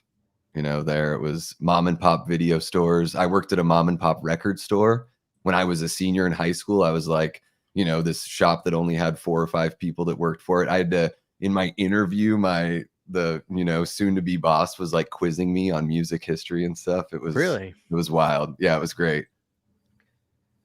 That was a pretty killer. Every kid that came in there was like, how do you get this job? And I'm like, well, like I fucking earned it by really loving music, and I bust my ass here to sell the music. Like, I'm not just like, this isn't a TV show where it's like, I work at a record store. It was like, no, it's like there's expectations and this is fun. Yeah. Like, you know, even though I'm mostly into punk and rock and roll and stuff like that and metal, I was able to like learn more about other genres of music. And, you know, even though if they're not my cup of tea, it's nice to just have more of that knowledge.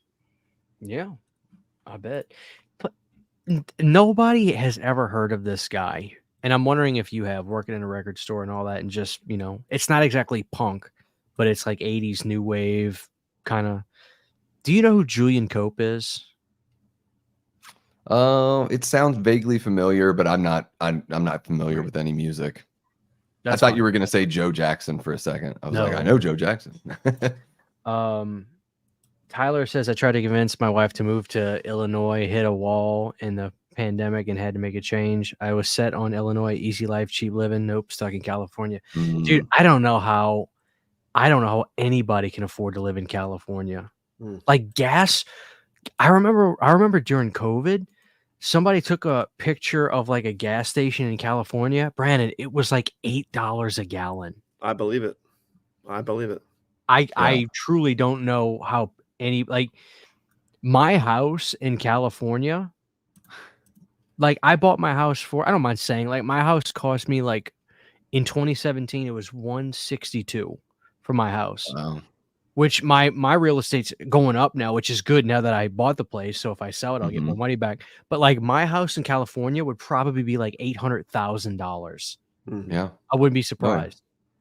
Like, yeah, it's crazy out there. It's a fun place to visit, but I don't know how people survive. I have friends that live out there, and I'm just like, how do you do it? You know, What do they say? Like, do they have an answer for you? Or they just kind of go, they work a couple jobs, or they're in the music scene, and so they're like touring with bands when they're not, you know, when they're in between. Oh, but see, spots, I need you to, I need you to have a buddy that just, you know, I don't know, works at a Jiffy Lube in California and tells me how they make it. Like, that's what I want to know. Yeah, rob Are they- people on the side. I don't know. Like, What if it's like, oh, dude, I'm homeless. I work at Jiffy Lube in California. I can't afford Yeah. anywhere. Like, I'm literally homeless. yeah, Like, it's wild. like somebody in California has to work at a Jiffy Lube, Brandon. Like, what do you think they do? How are they living in California if they work at the Jiffy Lube? Like, They I have need to have to a know where second job.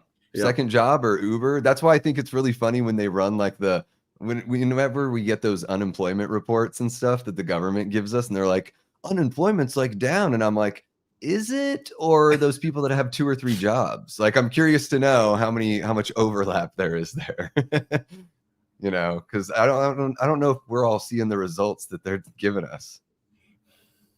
Like, if you have to have 2 or 3 jobs to survive, that blows. Yeah, I legit had to flee California. It's so expensive. No way I can stay unless I move to LA and get roommates. That's the thing, Brandon. If you work at the Jiffy Lube in California, you have to rent a studio apartment and have 13 roommates. Oh yeah, that's the only way, dude. It's the only way. You all get a corner in the apartment. I see those people too in New York City that are like have those tiny apartments and they do like a tour, but it's literally just like a hallway. I love watching those like TikToks and reels of stuff like that, of like those tiny ass apartments. I'd say to myself, what if I had to start over in life and I had to go live on my own out there? Like, could I survive? Like, no, dude, my Scream Factory collection would basically take up that entire apartment. Yeah, you would just make a bed out of all your Blu-rays and 4Ks. Yep. Yeah, I wouldn't be able to do it. My wife and I have like 550 records. I'm like dreading the next time we move. Just moving those things. You realize how much it sucks. But that's my favorite physical media is vinyl. I just think it's like I love the big art, finding all the goodies inside. You know, buying the used stuff, buying the new stuff. Yeah, it's my favorite. Best way to listen to music right there. So what is that poster right behind you to your left? Is that a Dawn of the Dead poster? These two? Yeah. Yeah, they're both Dawn of the Dead. So one of them, this one, I bought at H45 and Ken Furry. Oh, you were at H45? Yeah, it was amazing. I was gonna say, hold on. Give me let me ask you this. A convention purely for Halloween. Yeah. Do you get a little anxiety going to that? Like, holy shit, I'm about to be surrounded by Halloween fans. I was really excited, and like to me it's kind of like going to church, you know, like being around my people at any kind of horror convention, but especially with Halloween. I mean, that's my, you know, favorite slasher franchise for sure, and the original is one of my favorite films. So I you know, I guess at this point in life I sort of have a little bit of anxiety whenever I go into a large group, wherever it is, baseball game, whatever. You don't strike me as the kind of guy whose favorite movie is Halloween. You just don't. You strike me as the kind of guy that would, like, for instance, I look behind you, I see this beautiful Evil Dead poster. You strike me as the kind of guy that would say, oh no, like Evil Dead is better than Halloween. Like Evil Dead is an incredible movie. I would say Evil Dead's in my top 5. You know, I know that Halloween is a better made film. You know, Halloween's it's better made than the Evil Dead. But I will say that the original Evil Dead is my favorite in the series, and that's one of my favorite franchises. I mean, the original movie is so punk rock, like everything about it just blew apart my conceptions about like what film could be. And I never looked at, you know, cinema the same ever again after watching that first Evil Dead movie. Do you watch it in widescreen or do you watch it in 4:3 the way it was? I've done both. Like I wanted to check it out when they did the widescreen thing because it seemed like they really took their time and had the best intentions when they did it. But, you know, I've got both available to me, so I kind of bounce back and forth. But I would say my favorite movie of all time is Jaws. If I had to pick one movie, that would be it. But yeah, my Jars. You like jars? jars, yeah, jars. That's how we say it in the country. Brandon, do you agree? Brandon thinks that Jars 2, which I have my poster right there. Brandon thinks Jars 2 is a slasher film. It is a slasher. It's a slasher on the water. But it's a shark. It's a shark, but it's a slasher movie. You can't deny that movie's a slasher movie. Okay, hold on. Because let me ask you this, Brandon. Define a slasher film, because everybody seems to have their own definition of a slasher film. Some people will say, "Oh, Alien's a slasher film." No, I wouldn't say Alien's a slasher film at all. I'm not saying I do, but I'm saying people say, "Oh, of course, it's a slasher. It's a slasher film." By definition, Alien is a slasher. Well, what's the definition of a slasher film? I think a slasher film is where we're like introduced to a group of people who are then picked off one by one. That's what I think a slasher movie is. Whether it's young Alien? people, old people. No, not the same way though. You just described Alien. I guess I did. But I don't know, man. Jaws 2 is definitely a slasher. That's all I had. That's all there is to it. My brain's only working halfway right now. But somebody in the chat has to back me up here. Okay, Brandon, is Texas Chainsaw Massacre a slasher film? No. You're going to get a lot of pushback on that. I think part 2 is more of a slasher than part 1. I think part 1 is the grandfather of slasher films, but it's not really baby, a slasher film. I like asking these questions. I don't like giving my opinion on this shit because I'm telling you, everybody has their definition on what a fucking slasher movie is. Yeah. It's crazy how I know people that will take a bullet that Alien is a slasher film. Yeah, I don't think so. Well, they're wrong. I mean, I think so. A slasher film, it's a group of young people who are isolated and living freely, and unexpectedly a person starts killing them based on how shitty or how rambunctious they are, and then the most responsible is left to deal with the killer at the end. But I do think slashers should have to be a person. That sounds like Alien, like Devil's Advocate. No, Alien's not a person. There's no person doing the killing in Alien. Okay, so if that's okay, so by your definition, the slasher villain has to be a human being. I think so, for it to be a slasher. That's where you draw the line. So the movie, well, I don't know. Or killing with a physical object, like Alien is like hunting, like the way the Predator hunts. Like I mean, like this is like they're going up to him with a knife or something like that, not using guns. Okay, knives. time out, Davey. Brandon, is Predator a slasher film?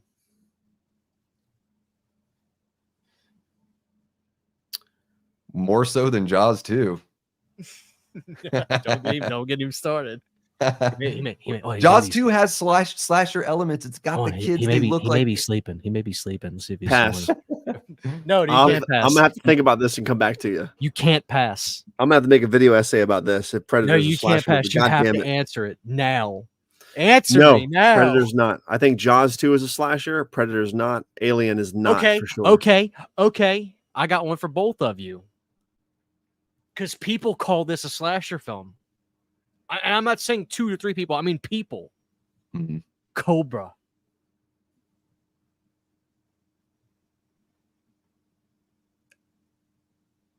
Yeah. I mean, like slasher crime thriller. Like, I think it sort of fits that whole slasher thing, oddly enough, the same way that Longlegs does. Like, if you think that Longlegs has like slasher elements, or I guess Longlegs does, it has more of the crime thriller kind of thing, more of the Silence of the Lambs.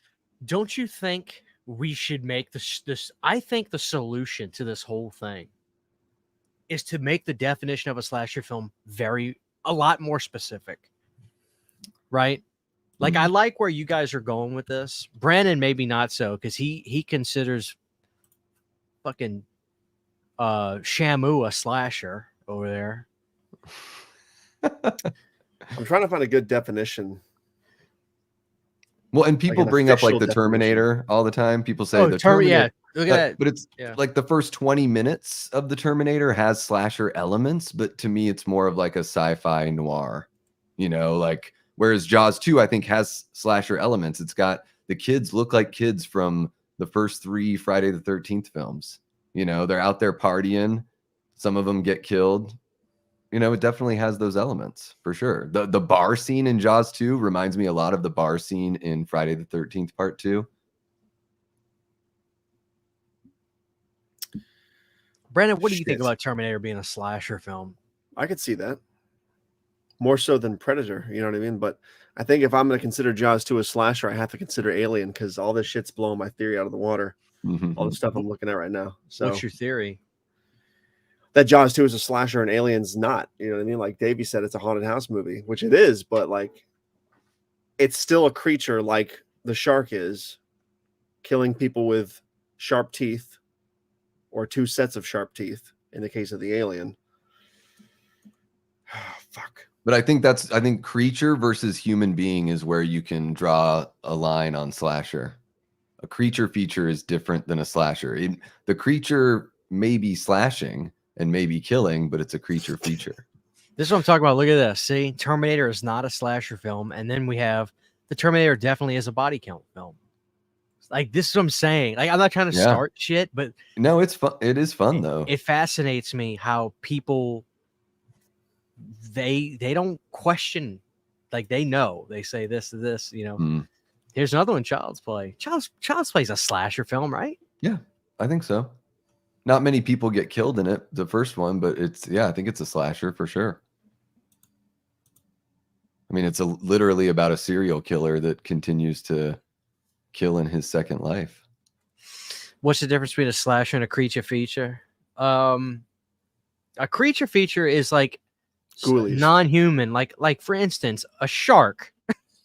There you go. It's a creature, Brandon. You're wrong, Christian. That's all there is to it. Or like the creeping terror. Everybody's wrong. Oh, Brandon, look, at the end of the day, I love Jaws too. You know, yeah, it's a Jaws movie, Brandon. That's its own genre. That's right. The Thing is a creature feature that has like that where people get picked off, you know, but it's creature feature. Do they show POV in Jaws too? I think they do. Yeah. Oh yeah. They have some really cool shots. I think Jeannot Swark did a really awesome job emulating a Spielberg look in that second film. I think that second film is really damn strong and probably the second best shark movie I've ever seen. There's a huge gap between it and the first one, but I still think that it's better than any other shark movie I've seen. I mean, Roy Scheider didn't want to be there and fucking kills it every minute. And he hated his time there, but he was a total pro. His skin also looks like it was made out of leather. They say that every time he didn't have to act, especially during part 2, like if he wasn't on the camera, he was sitting there suntanning and probably drinking like full glasses of whiskey. Like I love in Jaws the Revenge when Ellen is like, it was the fear of the shark that killed him. And I'm like, I think the heart attack might have been because of the diet that solely consists of cigarettes, whiskey, and red wine. But okay, sure, it was the shark. Yeah, whatever.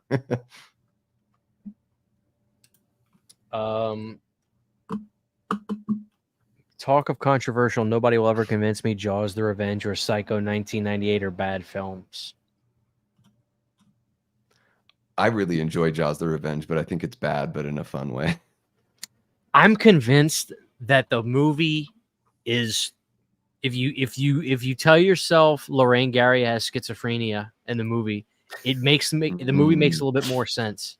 Because why would a shark have an Italian mafia style vendetta against the Brody family, and then they're traveling through the Bahamas to kill him? Yeah, that's my theory. She's nuts. She's loony. There's like in the novelization, I've heard they explain it as like some witch doctor that like put some sort of Weekend at Bernie's 2 curse on the friggin' that sounds great. Shark. I gotta read the book. I've got to read the book. That's why the shark. But how does the shark swim so fast? Does it like hitch a ride on some boat or something like that? It's hauling ass. How did Jason make his ass over to Manhattan? True. That's true. Yeah. What do you guys think about Psycho 98? Boring. Yeah, forgettable and unnecessary. Well, is there something artsy about actually doing a shot-for-shot remake? You know, technically, it's not a shot-for-shot remake. I'm just gonna point that you're out. right. You're right. It's not, but Close. it's That's the He's very like closest thing we 90 have, 90% there or something. Yeah. Was Vince Vaughn the wrong guy to cast, or do you actually think he's the best thing about the movie? I think he was really miscast. Mm-hmm. I think what's her face was miscast too. The chick, what's her name? She Anne passed away Heche? 2 years ago. Anne Heche? Anne Heche, yeah. Yeah, I think, yeah, Vince Vaughn, it's like the suspension of disbelief is so huge. So it's like, I don't know if I really want a comedic actor or a guy that's like mostly known, even at that time with like Swingers and Maid and stuff like that. He was known for being like the quirky, funny guy. I feel like, you know, Anthony Perkins, I don't know how well known he was when Psycho came out, but I don't think he was a household name. So I think that's like something about the mystery and the allure of the character. And plus somebody maybe a little more slight, a little more unassuming. Like Vince Vaughn's a big dude. A big He is dude, a and big like dude. he was he wasn't over the top, but like he had a lot of those glares in that movie, which it just didn't really make sense at all. I thought he was a lot more imposing in that movie, Domestic Disturbance. He did. Like he did a Do me better a job favor. of being scary there. Recast it right now. You got to put your mind in a 1997, 1988 frame, though. You got to recast him. Who would you have put in the movie? I know who I would cast now. I'm talking about then, though. In 98. Ooh, I got a good one. I got an awesome one for Norman. What if you throw Matthew Lillard or Freddie Prinze in there, dude? Nah. Freddie Prinze. He can't act. Well, God bless him, but I would go with Edward Norton in 98. Yeah, he probably would have done a good job. He's a great actor. I think I think his frame and everything and how like he really gets into shit, I think it would be really creepy. Yeah. And he also has like this kind of like boyish look too. I think if I was going to do one now, I know this isn't 98, but if I was going to do one right now, Jake Gyllenhaal's performance in Nightcrawler is so under the skin unnerving. That would be perfect, I think, for Bates. Perfect. Because he's got that boyish, happy-go-lucky charm, but like there's something really evil under the skin that you can't really put your finger on in that movie. Yeah, I feel like he might be a little bit too old, but wherever you can find him at the right age, right? And like he would have been, he would have been good. I think he's maybe a little too old at this point, but I'm trying to think because Anne Heche, I can't remember if I really disliked it or not. I'm trying to think of who else would have been good back in 98 in that kind of role. I don't know. Uma Thurman, fuck it, just make it easy. I just saw Tarantino's name and then I think Uma Thurman. Word association, people. I hope Kill Bill comes out on 4K. You guys like the part 1 or part 2 better? Part 1. I love part 1. Right, I think I just have a DVD of Kill Bill Volume 1 and 2, so I'd love to get that upgraded.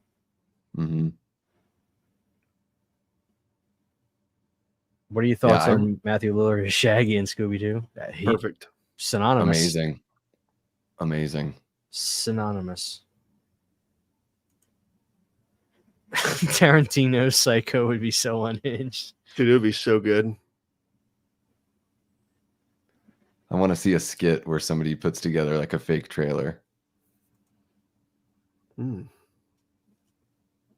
Oh, man. What about Josh Hartnett? Josh Hartnett, he might have been able to pull that off. Yeah. I actually think he's pretty good in those earlier movies. I know he was like, you know, Mr. Teen Bop Pretty Boy, but I've been watching H2O to get ready for this stream with Barry over at Wolfman's Got Nards. I've been watching it to like study it, and I'm like, you know, Hartnett, I think he does a good job here. I like it.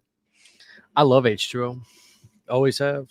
That's not true. I like it. I really went back and looked at H2O after the Blumhouse movies came out. I say to myself, man, this was about as good as they could have done bringing Jamie Lee Curtis back and everything, in my opinion. Yeah, I think everything they do with her, especially the first act of the movie, is really good. I think Michael is an absolute mess in H2O, and unfortunately that like really hurts it for my experience. I really like the Halloween, they used the Halloween 6 mask a little bit, like in the very beginning. That Yeah, the first opening scene, that's sequence, the yeah. best one. That's the best scene in the movie. And Yeah, I wish they would have it's the kept best it. he looks. Yeah. I think that curse mask is awesome. So It good. was to me like there's something so devilish because it's got a Mhm. little bit of a It's the scariest mask in the series for sure. it's got a Yeah. little bit of a smirk to it. You know, There is a weird kind of look to it. Yeah, I know what you mean. It's really effective. I think like as time goes on, I watch those movies probably like a couple times a year. H2O is just sort of sliding for me, and I would say like 6 is creeping up. But you know what I love about H2O, dude? Like you're in and out like a fast food restaurant. I'm so sick of these Yeah. long ass fucking movies. Yeah. You know, and H2O, it's like what, 90 minutes? Yeah, I think so. I think exactly. Like right there with the original. You know what, know? dude? I don't watch Halloween movies that much anymore. Like I really like I think this year I'm actually gonna watch some because like I burn myself out, and then the internet kind of burns me out on Halloween movies because a lot of people talk about them all the time, or you just see it all the time on the internet, which I get it. People love those movies, but like I have purposely avoided watching Halloween films for all, unless I was just watching one to read like for a review. But like this year, I really think I want to watch like 4, 5, 6. I'll be right back, guys. Where you going? I'm gonna go make a bottle. Go ahead. I'm messing with you. Go ahead. Making a bottle. Yeah, every year I love going through those, and it's fun to just see how I'm a big rewatcher and just seeing how my perspective changes and like what I pick up on and what I feel differently about. Yeah, what me and Sydney do, what we have done is we've picked like franchises and gone through them like for the month of October. What did we do last year? I don't remember. The year before last, it was Paranormal Activity. And then before that, we did Saw. Mhm. And then before that, the year before that, it was Purge. We watched all the Purge movies, which I liked. Well, I liked one. I thought 2 was okay. Then the third one I liked a lot. And then after that, the first Purge, it was just like, okay, here come the politics. Like, and I was just like, oh, I'm out. And then Oh, apparently they did another one called the Forever Purge. And I wasn't too big on that either. But a couple of those were all right. I'm trying to think of what we're going to do this year. I don't know. Dude, I tell you what, though. Last Halloween, on Halloween night, we watched Hell House Origins. I don't know if you watched those movies. I haven't. No. That Hell House to me is probably one of the greatest found footage horror movies of all time. And then they did a fourth one last year called Origins. Dude, I would love for you to actually watch those. That fucking clown is terrifying. Hell House Origins was my favorite horror movie last year. Hands down, it was Hell House Origins. Oh my God, this guy does look scary. Dude, the fourth one is a prequel, and it has zero business being as creepy as it is. Yeah, dude, Hell House Hell House came out, and I saw Hell House before it got really on the internet, because once it hit Shudder and it started getting some traction, then they like, oh shit, we may be able to fund a new one. And then they did 2 and 3. I saw Hell House years ago, and I just remember saying, how the fuck have I not heard of this movie? Like, this is actually scary. And so I remember I would try to talk to my friends about it. And then, you know, they all of a sudden they did 2 and 3, and I won't talk about those so much, but then they did a prequel movie, Origins. It's the best one since the original, and it's scary as fuck. And they just announced today that they're doing another one. Right after I bought this fucking umbrella set that's called the Hell House Collection that's coming out later this year, and now a goddamn new one comes out, you know? Yeah. Now OCD is going to be in fucking overdrive. That's how they get you. That's how they get the collectors. You haven't seen them though, right? I haven't, no, but I do have Shudder, so I'll be able to check them out. Listen, don't fuck around. Watch Hell House, dude. You and the wife turn off the lights. I'm talking dark house. Watch Hell House. I guarantee you're gonna be like, fuck, this is good. Hell yeah. Awesome. Always dude, I'm not bullshitting you. It is that good. It is that good. All right. It's going on the list. You just made the list. That was one of my favorite Jericho eras, dude. You just made the list. I'm assuming that's what you're talking about. Yeah. Look at that. Look at that cutie. That's the butterbean. That's the Too butterbean. sweet. Awake at almost 4 a.m. Say hi. Look at him, dude. Look at those elf ears. She's got my big old ears. That's for sure. She's got elf ears. She does. She does. I kind of have those too. I have these like little scrunchy ear. Yep. What are y'all doing tomorrow? Y'all got the. I'm assuming y'all both have the day off. Mm-hmm. Are you working? No, I don't go back to work till Tuesday night. And Nice. Tomorrow, me and Sydney are going to be. Dude, I'm so excited for You Need a Candles. We're doing candles and melts. We got pumpkins shaped glasses for candles. Oh, nice. And we got these gorgeous candle glasses that are like this. They're black and gray. They're all smoky looking. And we're going to do some awesome scents for those. I've got giveaways. It's so funny, Brandon. Dark Sky saw my review of Hatchet. They emailed me and said, "Hey, we're going to send you a copy of the poster. We're going to send you the Texas Chainsaw poster." Nice. And I said yes, but I had literally ordered earlier that day the actual poster, and they said "Hey, can we send you one?" I was like, "Well, sure, send me one." So we're going to do a giveaway for that with Unita, and we're going to have 2 giveaways. We have 2 TerraVision titles I'm going to give away. So we have a bunch of giveaways. We got these gorgeous pumpkin jars people are going to love. I can't wait for that. So that's what we're doing tomorrow. Hell yeah. And Sunday we're going to go into the city, the big city near me. I don't like to say it cuz I don't want nut jobs coming to where I live, but we're going to go hit up, dude, there's a store called At Home. I don't know if you guys have that by you. It's kind of like a gigantic, like it's an indoor outdoor like home store, but like Home Goods.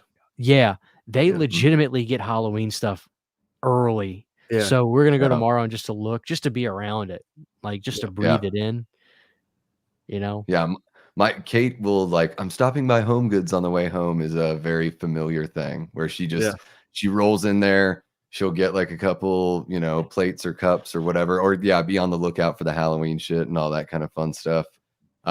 This weekend I'm doing, so tomorrow at 5 p.m. Eastern, I'll be on Wolfman's Got Nards. We're doing one of those double scoops episodes. So we're talking about H2O.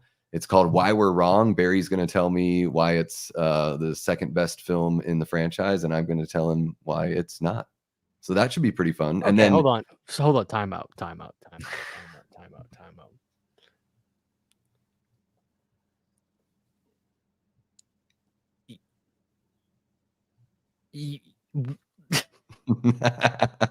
Hold on. You have to think Halloween 2, the original, is top 2 or 3 at least of the Halloween franchise. I don't know. Like I do. You're really an old like school guy. You don't strike me as the kind of guy that's into the Blumhouse movies. It's the first movie in the series that I saw it on the USA Network, and I told my parents I want to dress up as that for Halloween. My dad took me to the hardware store. We got the fake knife. We got the face paint because they didn't have masks back then. And I was Michael Myers, and that was like the beginning of the love story for me. But I don't know. I feel like Halloween 2018, I really enjoy. I mean, I love the David Gordon Green movies. I do really like them. Like I'm a guy that you don't strike me as a guy that would like those though. Yeah, I mean, I guess I'm just I'm unpredictable and all over the place. There's something about like the way they look, the way they like the music and the sound design, the look of Michael to me is really important. Like the portrayal of Michael is the most important thing to me when I'm watching a Halloween movie. So I rank all of those like pretty high because I like the Myers vibes, But here's the thing that annoyed Brandon big time about the Blumhouse trilogy. They sold us, and I remember, dude, I'm sure you do too. They sold us a bill of goods when they were making these movies, and they said we're going back to basics with Halloween. Michael is a man. Mm-hmm. What happens in the second one, Brandon? He lifts a motherfucker up with a rod that he shoved through his stomach. And this guy is supposed to be 70, 71. I'm fine with that. I'm fine with that. But My you're big not. problem But was, here's the thing: you're not fine with. I know you. You're really not fine with no, that. I don't want. because I don't want. I don't want You man want the Myers. movie. You want the movie to have that what you call a through line. You want it to tell a story. My And problem for was you, they completely abandoned what they were doing with the first movie. they abandoned what they did in Kills. At the end of Kills, he's this huge unstoppable force of nature. He just killed like 15 people. He's basically Super Saiyan Myers. And then in Halloween Ends, 4 fucking years later, he's a sad old decrepit. I'm not even gonna get into it. But here's the thing, Brandon. Here's the thing, Brandon. Take the movie Kills out completely. They were No. they did one movie and they were supposed to probably do one more, but then it said, "Hey, do 2 more." I remember Would when the you first like movie Ends came out, better? it was a done deal.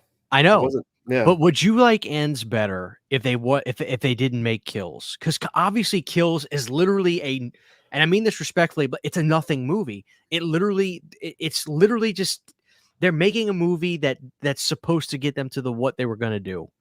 Yeah, most middle chapters of trilogies are nothing movies. That's the problem. If part 3 had fucking picked up right after Halloween Kills, and Michael Myers was now this basically unstoppable thing that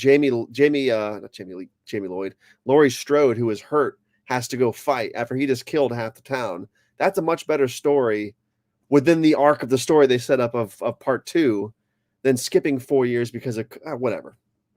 I mean, Everything Davey, about that fucking trilogy, I'm just listen, Davey. I enjoy. I.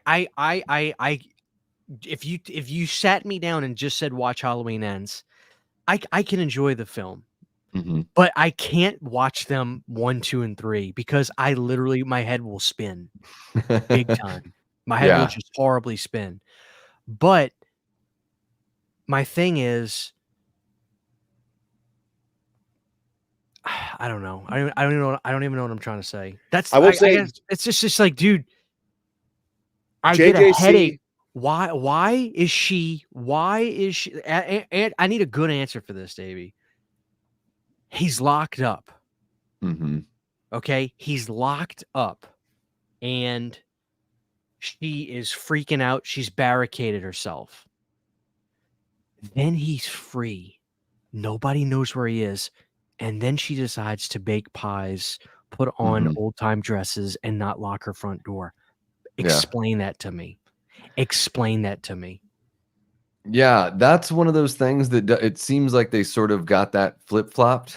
Like, you should have had Laurie that reminded us of the original Laurie in 2018. And then if you're going to do a time jump in Ends, that should have been the hardened Sarah Connor version of Laurie, right? Yep. So it seems like they messed that up. But I do think that COVID kind of threw them off. And I think, like, yeah, Brandon, like what you said, like the 2018, they didn't know if they were going to get signed on for 2 more. I think that the studio is like, hey, if it does well, we want to do 2 more. So kind of think about that, but let's focus on making this one, stand on its own, if that's how it works. My biggest problem with the 2018 film, and I still can enjoy it for what it is Laurie Strode from the jump is Sarah Connor. She has this huge fortress house. She's preparing for Michael's return. But in that timeline, Michael has only killed those 2 or 3 people 40 years prior and has never escaped since. Yeah. And she's this damaged of a person, this much of a psychopath. Yet in Halloween H2O, where he's killed tons of people between Halloween 1 and 2, Halloween 2 did happen. She's much less damaged and dealing with it way better than the 2018 version. I don't buy the 2018 version of that character at all. That's why I think Halloween H2O is the stronger legacy sequel. Well, I know a lot of people disagree, but here's the reality. Here's the reality. Jamie Lee Curtis is not being Laurie Strode in Halloween H2O. Jamie Lee Curtis is being Jamie Lee Curtis in Halloween H2O. Watch interviews with her. Watch the way she talks. Yeah. She's not acting. She's literally just being herself in the movie. Well, and that's fine, but even and I'm saying that as a compliment. That's why I think it works so well. But even from even from the story standpoint, I think it just makes more sense. Oh yeah, I mean, But- her being an alcoholic, it's like, yeah, she's an alcoholic, but guess what? The bitch still has to make a living. Yeah. It's like, what is Yeah. she doing in 18? She's staying inside of a house barricaded, shooting mannequins. Like, Yeah. how are the Yeah. bills getting paid? But Like, with what the that hell's said, going on? JJC was a fantastic Myers. He looked great. The mask was Mhm. fantastic. I didn't like the flashback mask, but the mask in 2018 Kills. That is such a and Halloween fanatic great. statement. What you just said. I think it looks I didn't fucking like the terrible. flashback mask. It is the derpiest fucking mask I've ever seen in my Mm. life. It looks nothing like the 78 version to me. I think there's derpier masks in the franchise. I think 5 is derpier. I think that the Stan the Winston Nicolas mask Cage is, mask. yeah, Nicolas and Cage. I love the 5. Stan Winston mask doesn't do anything for me. That's I think the most distracting thing about H2O. And it's like, I guess here's the thing. If you just read them as books, then I get it. H2O is the better legacy sequel if you're reading them as books. However, film is a visual medium as well as, auditory and all of that kind of stuff. So in the last act of that movie, the amount of like powder white alien mask switching back to Stan Winston, switching back to powder white alien, stiff as all get out, like, it doesn't even look like it's a Michael Myers mask. It looks like the mask from George Romero's Bruiser. And it, like, I can't unsee it. And every time I watch H2O, it just like brings down that final act in such a big way. Cause I'm But like, isn't it charming too, though? it's a shit show. No, it shows that the production was an absolute fucking mess and that the people in front of and behind the camera were not on the same page, completely confused. And even though they had the opportunity of a lifetime to legitimately make the best Halloween sequel, they fumbled the friggin' ball on the 1 yard line. It fell through the back of the end zone. I'm gonna put the blame on one person, and that's the Harvey goddamn Weinstein. director. No, I'm gonna put on the director. Steve Miner. Yeah. I think he's boring as a director too. I think there's a reason why he directs TV shows, and like, more power to him. He's got a way better job than I'll probably ever have. But I think there's something about those people that are successful in TV. They make the move to film and things look flat. Things just don't look as interesting. I don't think they have the attention to detail. I think his best movies are Friday the 13th, Part 2 and Part 3. But Part 3. With that being said, I feel like people sleep. That's true. There he is. He's got the link. Heyo! What's up? What's happening, Cody? What's up? Sorry, I'm coming to you from a hotel room right now. So, dude, Hotel? what did you do today at the convention? I met Rose McGowan. She was pretty nice. I got some things signed by the Screamcast, some of the Screamcast. What did you get signed from Rose McGowan? I got a Scream mask sign. I got a grab it.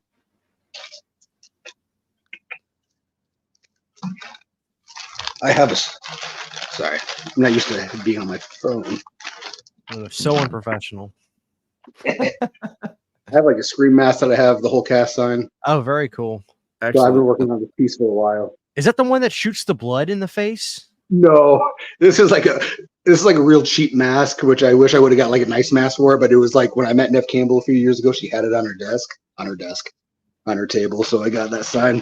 But yeah, it has all kinds. It even has Patrick Warburton on it from Scream 3. Love him. He plays very Putty from Seinfeld. Seinfeld. Yeah. Hey, Dewdrop. Yeah. So I like got your that. Dr. Giggles hat, dude. Oh, thanks, man. I appreciate that. It's hot here. And tomorrow, I'm going to meet Jason Patrick for the first time, so that'll be cool. Nice. Damn, I'm jealous. And Julia, the hell's her name? Julia Lewis. Juliette Lewis.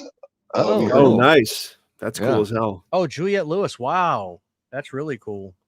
Yeah, she's Meeting very one of the cool. And Audreys. All will be here on Sunday. Cody, there's talks of Brandon's trying to get the money together to do a Ghoulies convention. Would you be interested in the Ghoulies convention? Well, like he's going to throw it? Yeah, he's gonna throw a Ghoulies convention. It's only Ghoulies. It's only Ghoulies actors. People that worked on the Ghoulies movies are gonna be there. Yeah, Dude, I talked to his biggest- Charles Mann this morning. He gave me his blessing. So His biggest draw is going to be Matthew Lillard. Dude, Oh, he yeah. was in Ghoulies 3. Ghoulies gonna He come. was. Kane Hodder was in Ghoulies 3. Was he? Yeah, he'd be a big draw too. Dude, last time I checked, Matthew Lillard had a Ghoulies 3 like print, like him in the background. Oh, at his table, like the sign. Yeah. Let me guess, the stack is much taller than the rest of them. Man, their lines are 40th anniversary is coming up for Ghoulies, so you guys can do a G40. There we go. G40. Dude, Yeah. I love it. I know that Ghoulies Could be 3 at a bingo hall. Hey, Ghoulies 3 is 100% coming out from Vestron. 100% it's coming out. Hopefully, 3 is wanting to go to college, right? Oh yeah, Yeah. that's when magically the Ghoulies grow 20% in size and can talk perfect English. Yeah. They just learned perfect English in Ghoulies 3. They never said a goddamn word in 1 or 2, but now they're speaking. They're at college dorm parties. They're wearing Letterman it's jackets. too fucking good, dude. It's so good. I've never seen it. I feel like it'd be my favorite. Oh, It's Ghoulies meets dude. Ghoulies meets meatballs, dude. It's so good. You'll buy an $80 Cinema Slime hat after you see it. You'll love it so much. This is what it's from. This is what it's like. No, those hats are nice. What time is it by you, Cody? It's 1:06 a.m. 1 o'clock, yeah. Oh, it's 3:06 by me. It's 4:06 here. Who do you got? You guys have got people watching? I can't see anything on here except for you guys. Dude, we have 78 people in here. That's a lot of people for 4 a.m., man. That's Probably crazy, people dude. waiting for This is Yeah. nuts. Hey, it's the weekend, right? People I'm are ruining just flying I'm ruining free. Brandon's day, dude. Brandon's Saturday is completely shot. Dude, I will be up at 7 o'clock no matter what the fuck I do. No, you're not. 2 hours and 54 minutes, I will be awake. Brandon, do you want to go to bed now, or do you want to just plow through till 7 a.m.? I'm just gonna have to stay awake. I think it's the best decision at this point. Wow. I'm gonna go for a bike ride. What caused this to happen? Like, was Brandon up feeding the new kid, and he was like, "Let's do this live." Yeah, This was his idea. Yeah. Not tonight necessarily, but Yeah. like he did have the idea. Yep. Dang. So I mean, you guys are. I mean, like playing me, a I game was with my band. just gonna watch the Mike and Molly, but thought I'd jump on. So I actually start night shift with work this week. So I'm selfishly or not selfishly, depending on how you look at it, like I need to stay up anyway. So I could start prepping my body. And I was playing a gig with my band and I got done at midnight and I was just like, man, I got to drive home and I got to try to stay up. And I was like, Brandon, I would just open up my messages and I saw Brandon had sent me something. So I opened it up and then I was like, I'm just going to tell him we're doing the live tonight. And I'm sure part of him was like, fuck. Like, goddamn. Yeah, I was on the couch eating cereal, watching the boys, getting sort of winding down, and then I was just like, my whole fucking world was upturned, dude. I need to watch. I hear the boys is good. Season 4 is a fucking train wreck, but it's a good show. Yeah. Where the hell do you live? It's 10 o'clock by you? Hawaii? Like what is that? Dude, that's yeah. When Hawaii calls in, they're like, "Hey, it's only noon." It's like, what? I'm going to bed. Yeah. Hell yeah. Davey, you coming to Mad Monster this weekend? I'm not going to be able to make it, unfortunately. I've got some stuff planned for tomorrow, and it just didn't work out. I kind of had to pick between Days of the Dead and Mad Monster this year. Kind of bummed out, but next year I want to come back strong there. I think there's Gathering of the Ghouls coming up. I will go there, yes. Yeah. I believe so. But I'm excited. There's one coming, like Artists Assemble. They're going to have like some of the Crow cast there, so I'm pretty excited about that.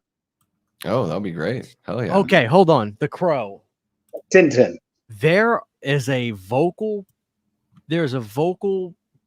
presence of people, most of them that have balls on them, that are so anti this movie. What I'm trying to say is there's a lot of guys that are like, oh, this just looks so stupid. You're talking about the new one, right? This is a Hollister movie. Yeah, the new Crow. And blah, blah, blah, blah, blah, blah, blah. I mean, Brandon, you don't strike me as the kind of guy that's excited for the Crow. Not one bit.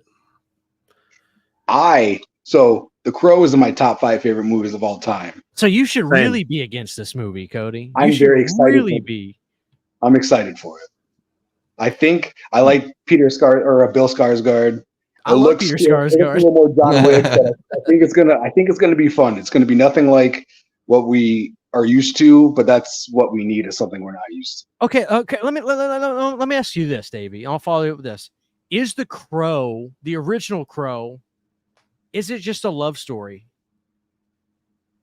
Just a love story? No, I mean, I think it's got like a, almost superhero revenge kind of love story, I guess. I don't know. But is it because Brandon Lee didn't have the appeal of like the heartthrob the way Skarsgård does? Or he's certainly, I mean, look, the girls are going crazy over Bill Skarsgård for this. Do you think it's that's throwing people off that are big fans of the original? Besides Cody, obviously, but no. So people have hated this movie. People have decided this movie was trash when they announced it. Like people, no matter how good this movie is going to be, no matter how bad the movie is going to be, people aren't going to like it. It's going to make a shit ton of money. It's going to make a shit ton of money.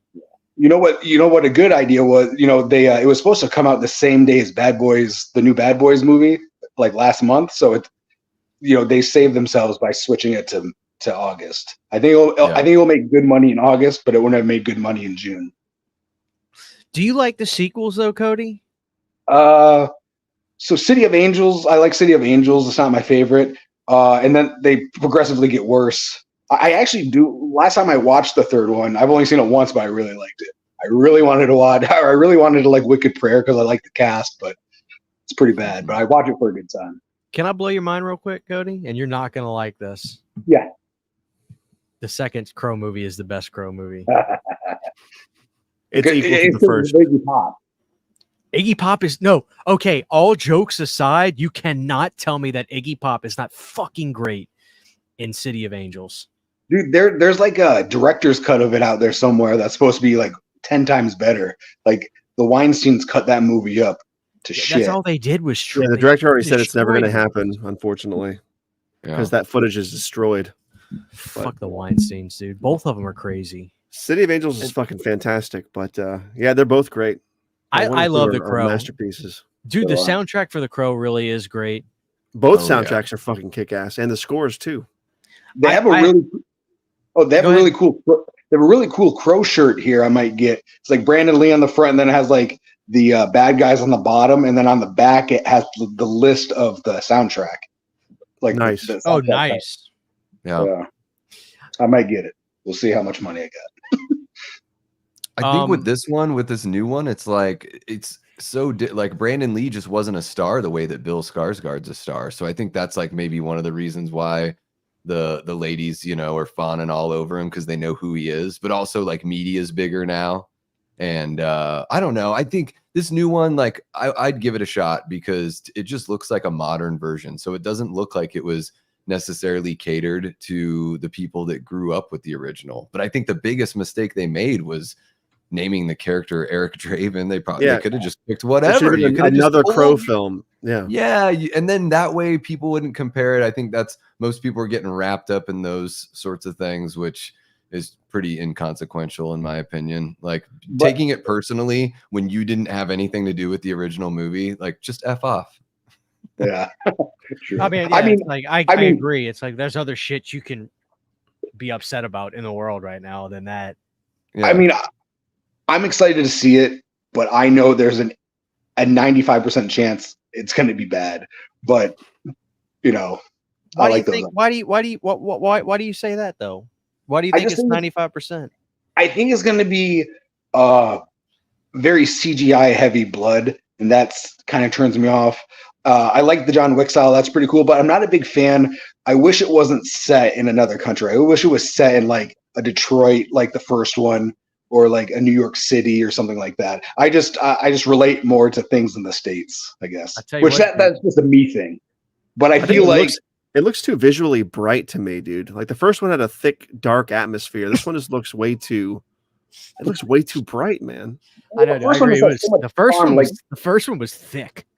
It was thick with atmosphere. It was thick with atmosphere, and this movie just looks. It looks too flat, dude. Yeah, it's a thick movie. It looks too clean. It looks way too clean.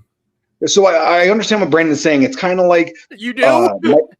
well, I do actually. So it's kind of like Batman, Michael Keaton's Batman. You know, like that world, that Gotham City is so much better than like Christian Bale's Gotham City. Agreed. Like where like Michael Keaton's Gotham City looks like it's unique. Where Christian Bale's Gotham City looks like they were just shooting in Chicago or something. Yeah, they definitely make it look like comic booky. They kind of give that surreal, like mixing elements of the real world to make something that doesn't really exist, but looks fantastical. Yeah. Thick. The mood and atmosphere. It's like yeah. Look at that city. It's got a thick ass. It's got a thick atmosphere. Really quick, I think Brandon's ready to go, and we can wrap it up. Brandon's shutting down. He's got to go lay down for a little bit. Brandon, do you want to give your final thoughts? Let me ask you this, Brandon: is Alien Romulus going to be better than The Crow?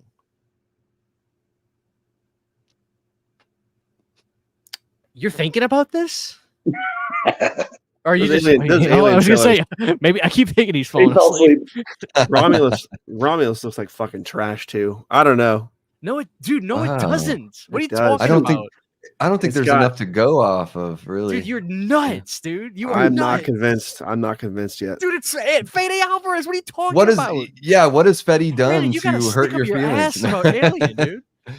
Those trailers just haven't won me over. I'm going to see the movie. Stop Hopefully watching it's good. Trailers. It's just it does not look good to me. Brandon, did you see Axel F? Not yet, but I've heard good things. I'm excited to watch it.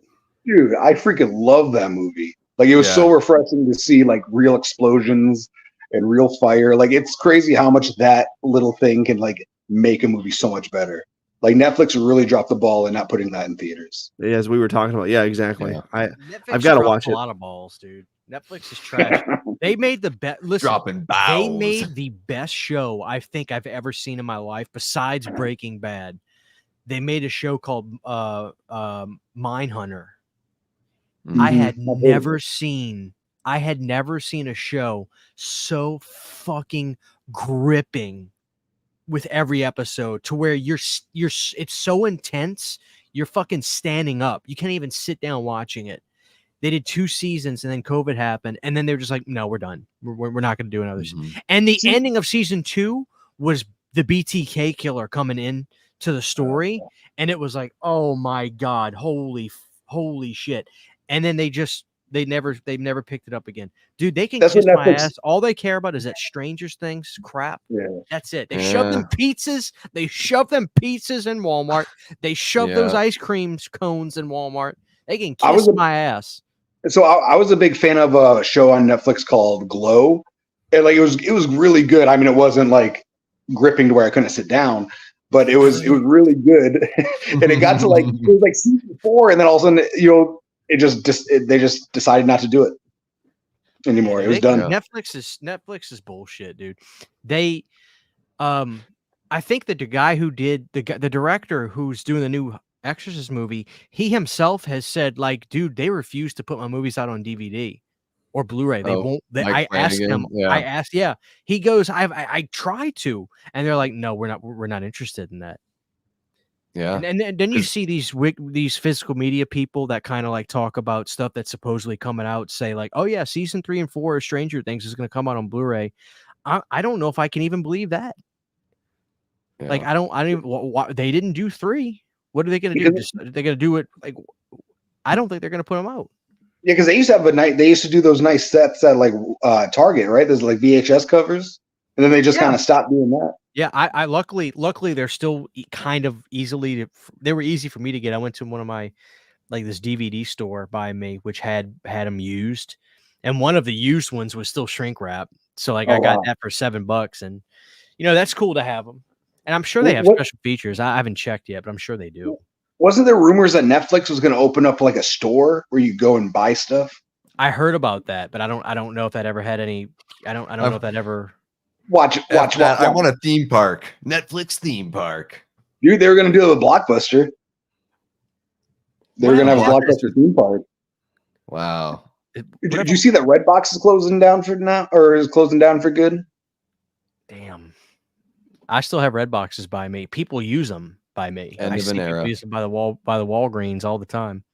You know they're called red boxes because they were opened up at McDonald's. Like they started off at McDonald's. That's why they're called red boxes. That's wild. Oh, really? Yeah. Are you sure you didn't just make that up? No, I saw it on something. Like the CEO, the guy who was running McDonald's used to run like Blockbuster or something like that, and he had that idea. I guess like some place overseas that used to be a place where you would go to like a fast food restaurant, get your food, and then you'd be able to rent a movie. So we wanted to kind of do that. I can't remember where I saw it, so guys, I may be making this up. That's But quite I'm all pretty right. sure. Yeah. But yeah, that's why it's called red box, because it was inside when it was like the walls were red. Yeah, they had to use one of the preferred McDonald's colors. You could use red or yellow. Yeah, The choice is up to you. Yellow box just didn't sound as snazzy, you know. I know. It sounds kind of dirty. Well, red box does too. It's like Yeah, I guess all of them do. I'll do it. But yeah, F Netflix. Put out the physical media. Watch. I can see Netflix opening a store and have no physical media. I'd be like, are you fucking kidding me? Well, they want you to do this. They want you to keep on subscribing, right? So it's like they're not incentivized by doing that. They probably just looked at their numbers and said, oh, the last box set didn't sell enough to justify the amount of subscriptions we lost for whatever reason. Yeah. So they just bail, you know? Well, you know what bothers me as like I'm a physical media collector, but I also like original print posters. So like, what if I was like, I mean, I'm a big Beverly Hills Cop fan, but I don't have any of the posters. But what if I had all the posters and now I can't get this Axel F1 because it didn't, there's no poster. It's just like a thumbnail, Yeah. Yeah. It's like that stuff keeps me up at night. Yeah. Or the only poster available is Judge Reinhold. Just Judge Reinhold. I'd get it. I love teaser posters or character posters. Be perfect. Cody, Yeah. I mean, obviously with you doing a convention, you probably didn't, but did you get anything from the Shutter sale? I mean, Shutter, the Severin sale. No, I didn't get anything from Shutter or from Severin. They had, I didn't know if you'd want it. They have the peanut butter Falcon or not peanut butter Falcon. Peanut butter solution? They have it's not an original poster, but it looks exactly like the home video one where it's got the New World Pictures logo on it for like $4 on there. Yeah, so I do want to get the my grandfather's the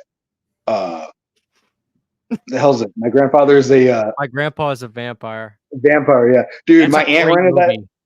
Well, my aunt rented that for me when like back in the early 90s when it came out, and I freaking love that movie, but I haven't seen it since. But I remember liking it a lot. I remember they were like at McDonald's or something. It was Grandpa Munster in there too. The Yeah. actor. Yeah, it was really good. I loved it. Yeah, I thought it was fun. Yeah, I love that movie. I used to rent the peanut butter solution all the time as a kid. It was so bizarre and just like dreamy. I've never seen it. That's what everybody. So yeah, Severin put it out on Blu-ray, and everybody said that to me. So like, I'm so excited to get that. That's probably my most anticipated Severin Blu-ray I'm gonna get. Have you seen it before? Never. I haven't seen anything of it before. It's so bizarre. It's like this, they could have only made this in Canada kind of movie. I like this guy. He always says the same thing. It's time for an ice cold one with Christian Hart. Dude's drinking late. Y'all ready to wrap it? I guess I'm pretty tired too. Brandon's got to get some sleep. Brandon, gotta get some sleep, Brandon. Where did Cody go? Oh, there he is. Cody's right here. I went to go grab something. I forgot to tell you. I've met Jack Osborne. He was really nice. Cool. Dude, I'm a big fan of Jack. Like on the podcast, the Osborne podcast, like Jack is like the most level-headed one. I like him a lot. He's very nice because I was supposed to meet the Ozzy was supposed to be here this weekend, but he had to cancel because of his health. I had tickets to meet him, so it kind of sucked. But Jack was the only one that showed up. But he was really, really nice, really cool. That's good. Brandon, you okay? I'm good. You ready for bed, Brandon? I'm ready for a lot of things. Because all I wanted was a bowl of cereal. I guess we can wrap it right here. Dave, I appreciate you hopping on, dude. Yeah, it was fun. Absolutely, man. Yeah, appreciate you guys having me for sure. You guys can find him at Davey Death Ray on YouTube. There Go it check is. him. Go check him out. Of course, the dude who loves movies. You guys know who this guy is. He's having fun at his convention. What's the name of the convention you're at? Days of Mad the Monster. Monsters. Mad Monster Party. Mad Monster Party. Is that kind of a smaller convention or no? Oh, it gets bigger and bigger every year. It's like a monster. It just keeps growing. Yeah. But like I said, there's rumors that it's the last year here, so we'll see. Damn. You Last mean year like they're was gonna? amazing. You mean they're gonna stop it or they're gonna move it to a different They're location? going. There's rumors they're going to Denver instead. Oh, the hell with that! Who wants to go to Colorado? It's I guess because we a couple weeks ago we had a convention come in called Days of the Dead. I think they're trying to inch it out. I'm not a big fan of Days of the Dead, but because I'm a big Mad Monster fan, and I had some issues with Days of the Dead, but I'll still go back. Man, they're just cramming in too many. It's like if you spread them out throughout the year, because there's going to be Days of the Dead, Mad Monster, and then Gathering of the Ghouls is in like a month. So that's like 3 conventions within less than 3 months. It's a bit too much, even for a big city like Phoenix, you know? Yeah, well, and that's the thing. Like I used to save up all year round for Mad Monster, and now it's just like I had to mind my P's and Q's at Days of the Dead. Yeah. Yeah. This is white girl problems, guys. Yeah. Yeah. Champagne problems. There's like all these problems in the world. I'm just like, oh, I gotta save my money for Mad Monster, guys. So Brandon, we'll wrap up with you. You said you've got 38 videos ready to go. I have, let's see, 19 ready to go. And I'm not going to start releasing them until I have like 30. That's the rest of your year, dude. It'll be, one every other day. So it'll be like 2 months worth. Dang. So I'm just trying to hold off. You're doing a good job holding off, dude. Really good job holding off. Thank you. I appreciate it. Yeah. All right. We're going to wrap it up here, guys. As soon as I hit end stream, guys, I'm leaving. So don't wait for me. But I appreciate everybody. Brandon, you did a great job tonight, dude. Thank you. Cody, take care, guys. Have a good one. Have fun. Davey, be good, dude. I'll holler at everybody later. Everybody take care. And I'll see everybody soon. Peace out.